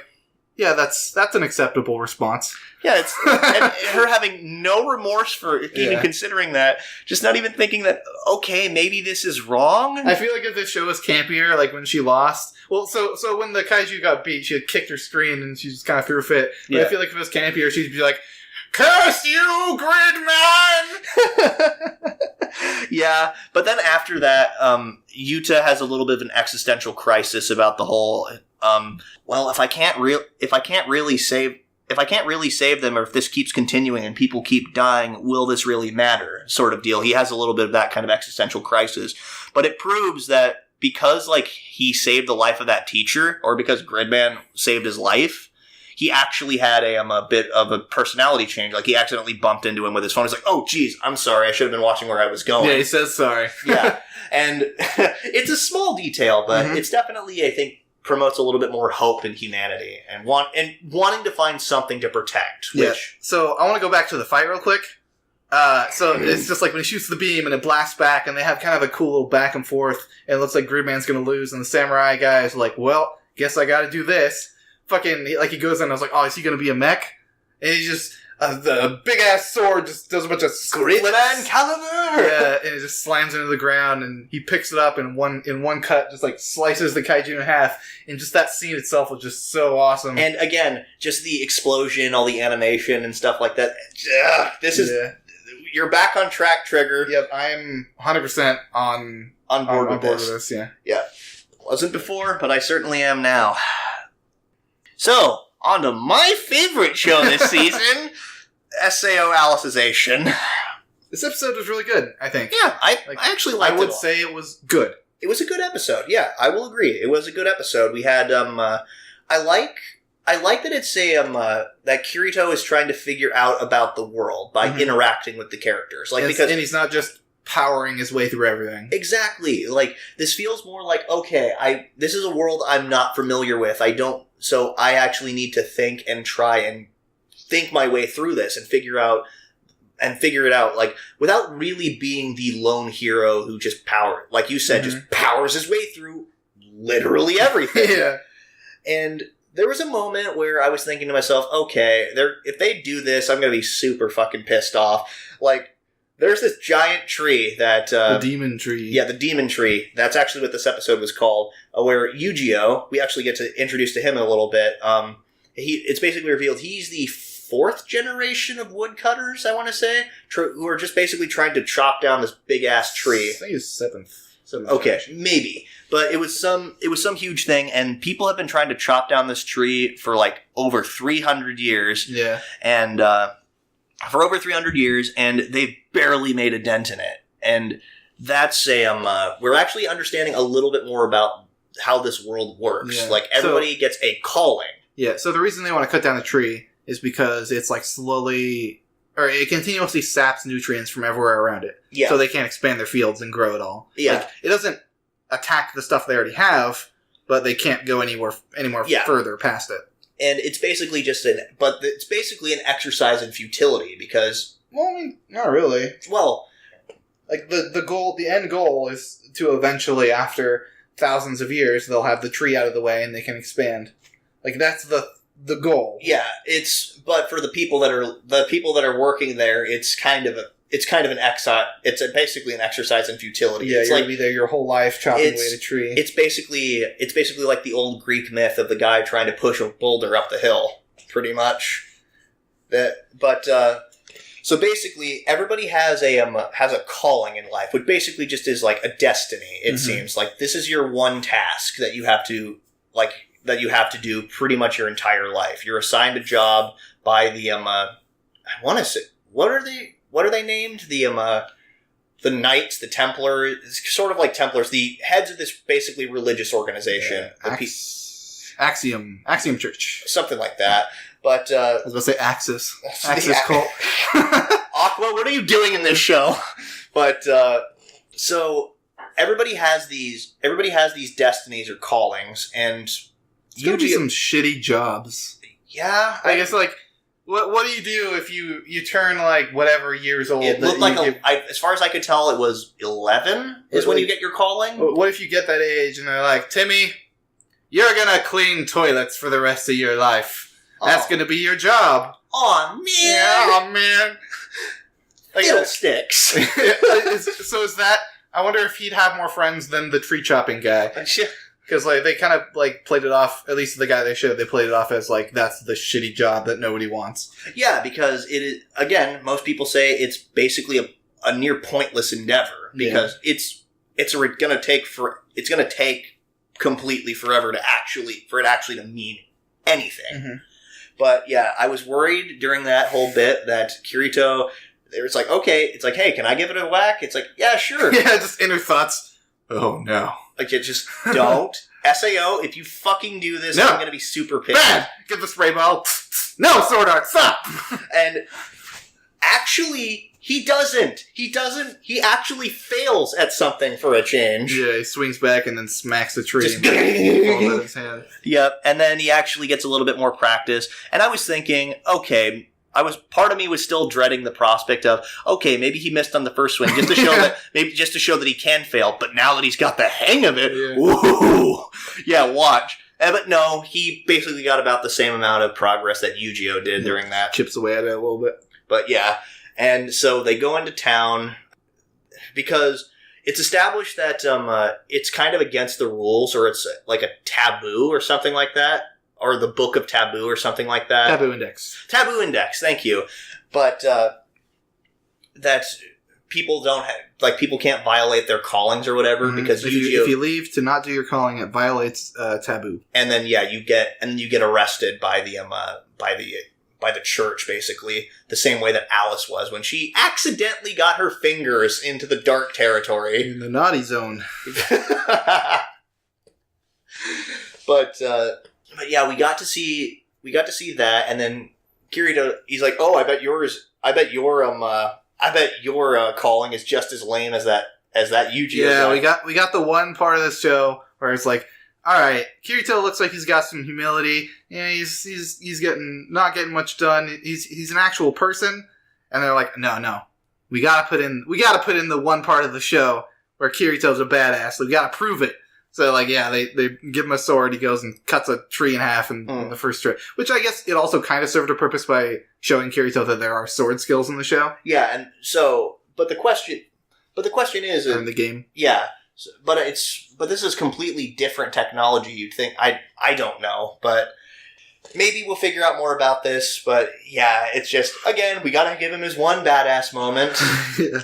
Again, because we can't let people think that he's that he can actually fail at things. That would get away the power fantasy. Yeah, and I have hopes for this series for this season. I do too. If Kirito doesn't go off the rails and end up being OP, then I'll be happy. I hope so too. Like I think that that's eventually going to be the case. Like because it's Sword Art, it's gonna drop the ball eventually. It's going to. But here's something I'm calling. Do you think that Yu-Gi-Oh and Kirito are actually the same person? No. You don't think so? No. Are we thinking like a Fight Club situation? sort of like a different manifestation of his personality or something like that, because they look very similar. Like their hairstyles are almost identical. They can't really establish that like who he was before that, because Kirito was struggling the whole time of, okay, maybe he's clearly not an NPC. He has way too varied reactions for an NPC. I'm thinking he's got to be like an AI or something, or even like an AI based on Kirito. Maybe. Yeah, I don't know. That's just what I think. That's just a theory. Yeah. So we'll find out eventually. So next up is That Time I Got Reincarnated as a Slime. This series continues to be a lot of fun. Yeah, we got to see he said, like, we need a name. Yeah, we need a family name. Yeah, he told, that was Rimuru's idea? Yeah, before he was officially named Rimuru. Yeah. But he's like, I'm going to eat you, and then maybe you'll be able to get out later. Yeah. He's like, I'll keep you in my stomach, is what he said. Yeah. And Veldora was like, okay, we'll form a contract. So here's the thing, though. If we're going to do that, we're going to need a family name to show that basically we're bound by this contract, to show that we're family. And because this is the first friend he's had in hundreds of years. Yeah. And also, Veldora is a total tsundere. A tsundere dragon!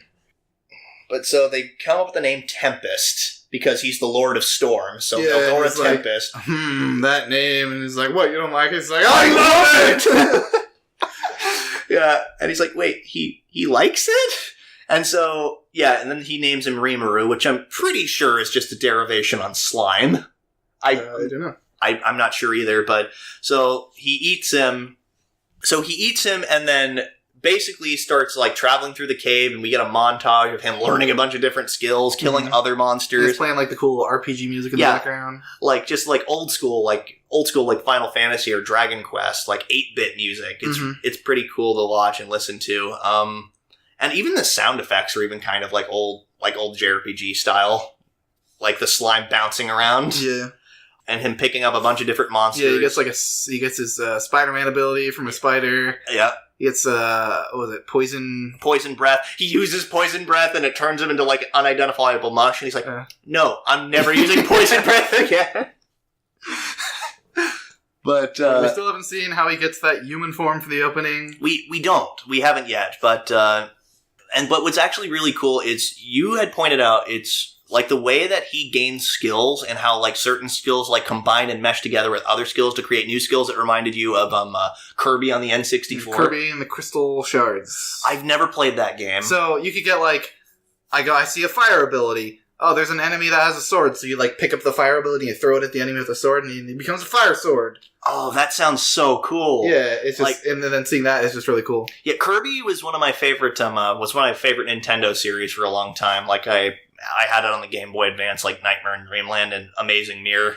But, so hearing it being compared to Kirby, I was like, okay, that's actually really cool. And this character reminds me a lot of Kirby. Yeah. Because that's basically what he does. He learns skills from the things he eats. And then he finally gets out of the cave. After a few months. I want to say, it was just him wandering around the cave for a few months. And meanwhile, the outside world is a changing. Mm-hmm. Goblins! But, no, don't worry. These are nice goblins. No, God, gotta kill the goblins. Yeah, this is a PTSD from Goblin Slayer.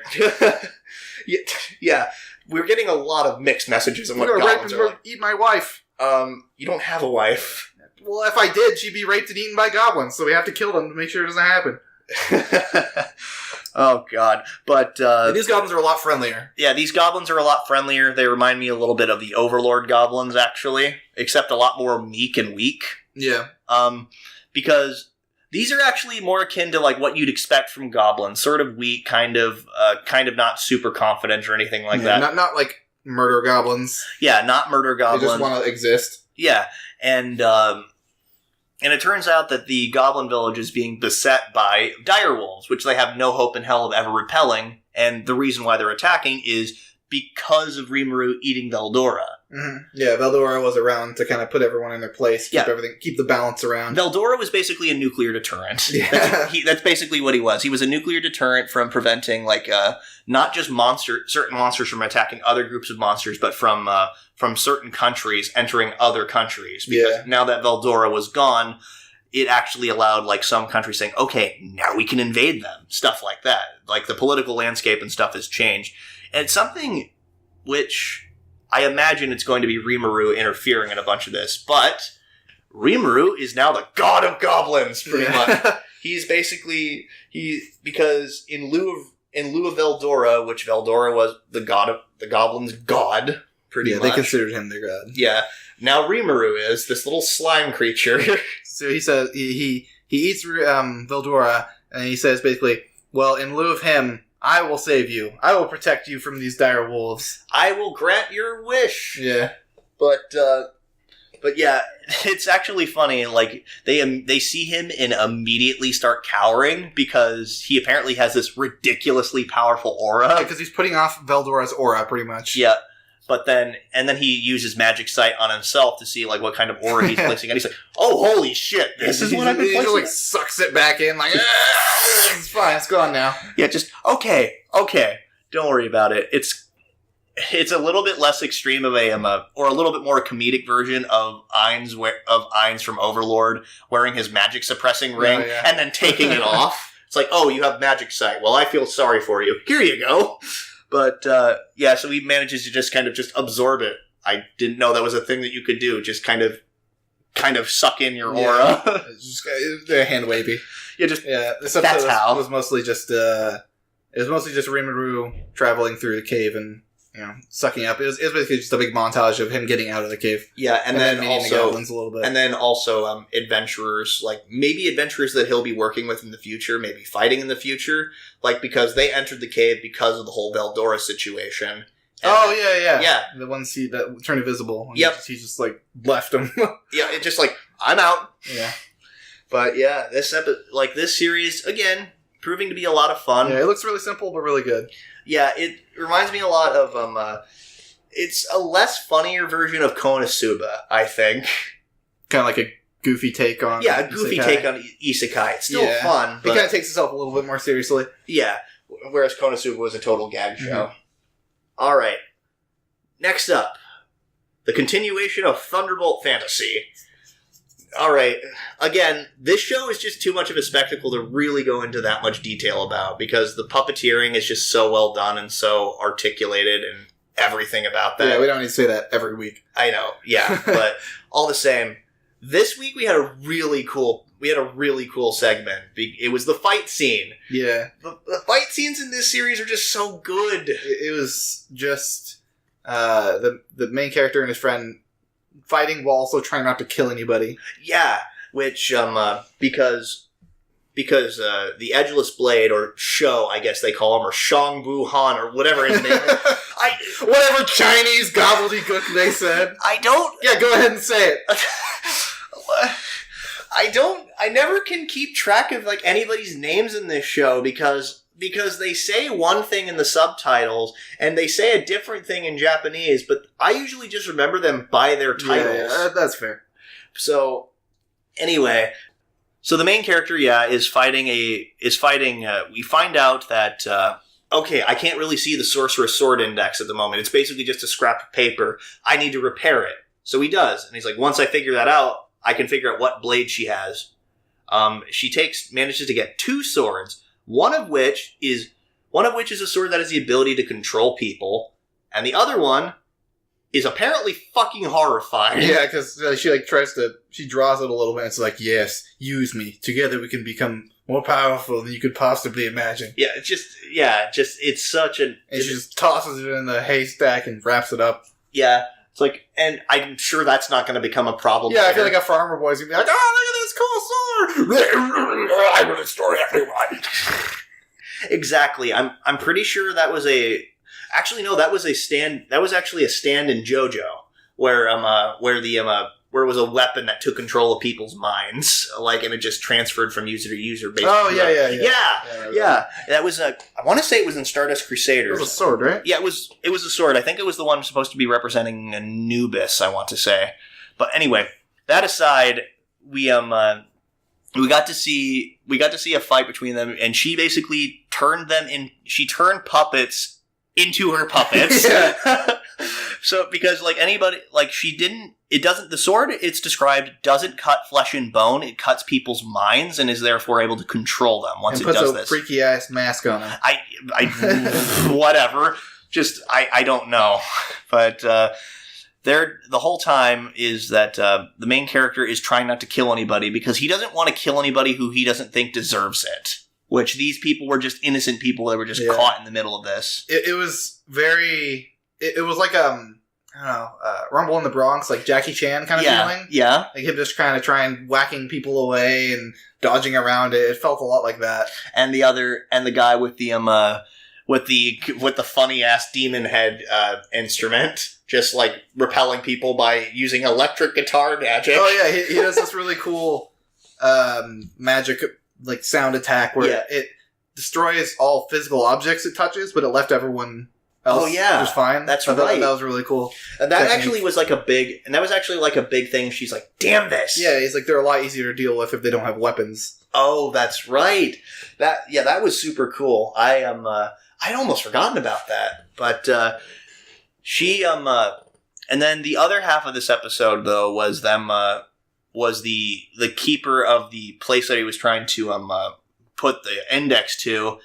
Basically, them say like a person from a magistrate from his old country, and then the other main character, the enigmatic Gale, as he's referred, basically trying to weasel their way into making it say, yeah, this guy's actually a villain. Yeah. He stole a bunch of valuable treasure, and he needs to be brought to justice. Yeah, how do you think that the poison woman got in so easily? He obviously got in and helped her in.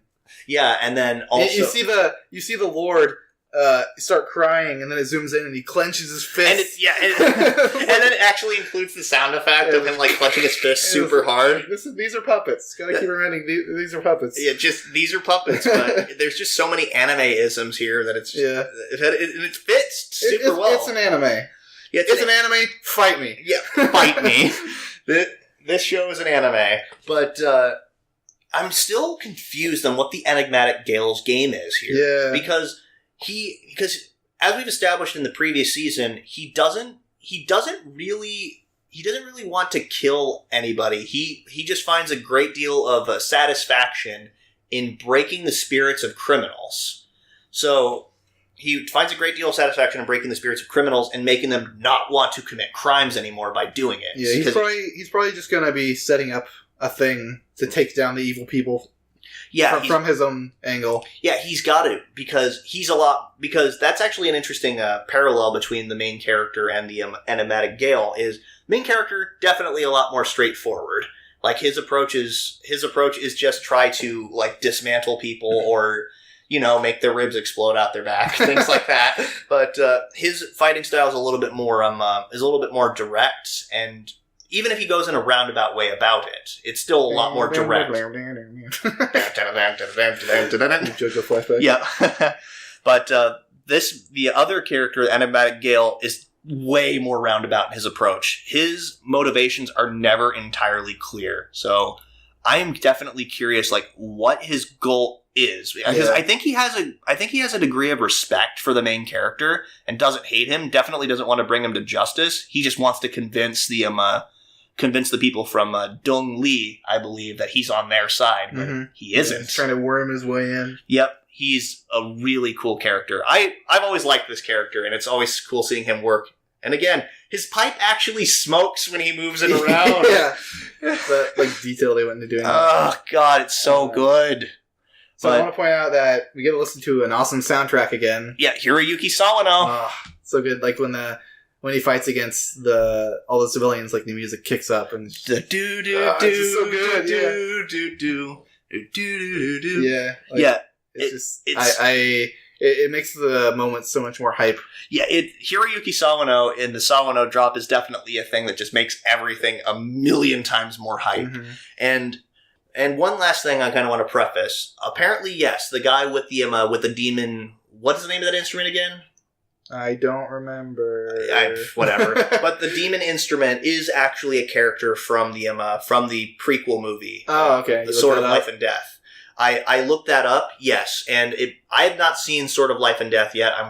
I'm gonna try and watch it. How long is it? I think it's like an hour and a half. Okay, we should just sit down and watch it sometime. Yeah, exactly. Because it feels like they would add a lot more context to this, and it's more Thunderbolt fantasy. Yeah. And it's a full-length Thunderbolt fantasy movie. Come on, that's going to be super awesome. Definitely watch it, yeah. Anyway, so, last on our list. Last up is Zombieland Saga. A contender, I think, for one of the funniest shows of the year. And I wouldn't say it is the funniest. I definitely say it's at least a contender based on these first couple episodes. Definitely. Oh, this my news God. episode was just fantastic. 10 out of 10.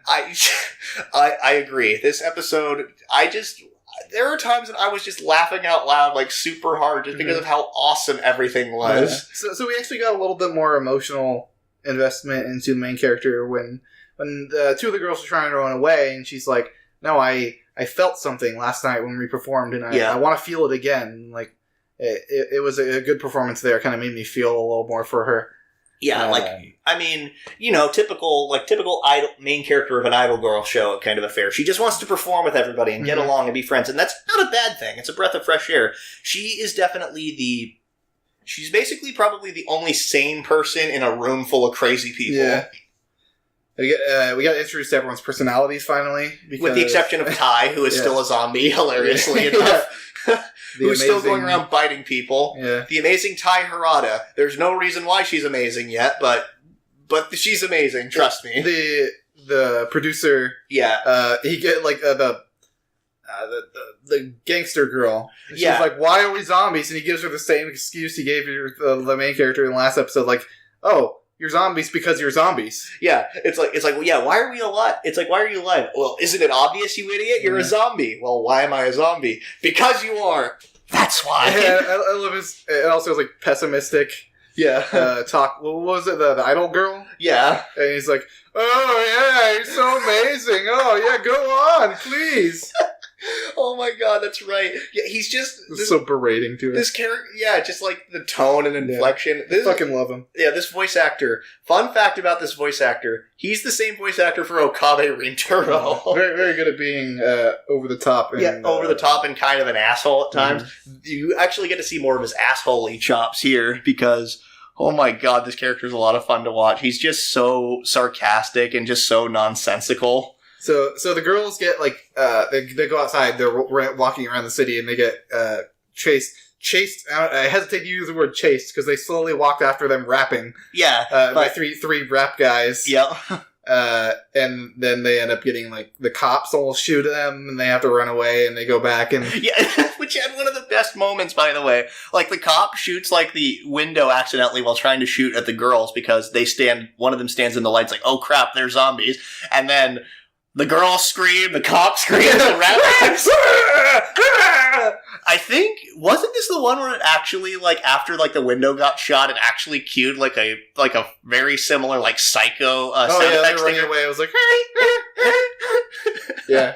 But that led to them going to their next show, which was at, like, a retirement home. No, it was like the community center. Oh yeah, it was like the Saga Castle, I think it was called. Yeah, something like that. But yeah, there was a bunch of other stuff going on there, and then they show up, and they're like supposed to do idol music. Yeah, like the producer starts. He's like, music start.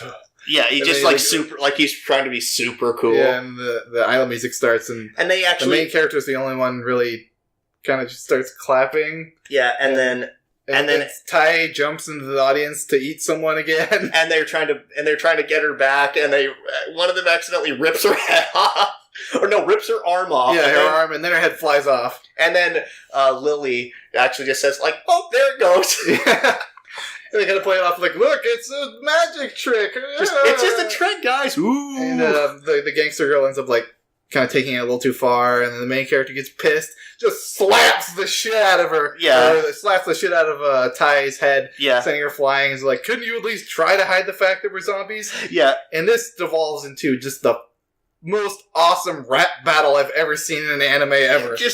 I haven't seen many, mind you, but this was just awesome. Like, she just starts rapping, and like, just see the producer just kind of slide him for the side of the screen, like, it's like...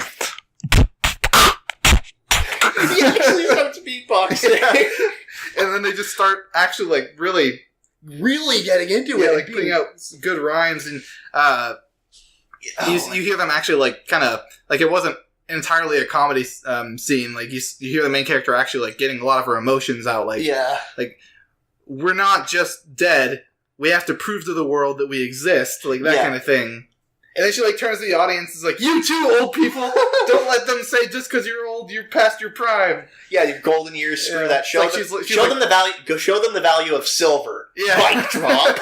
And she just fucking slams the mic on the ground.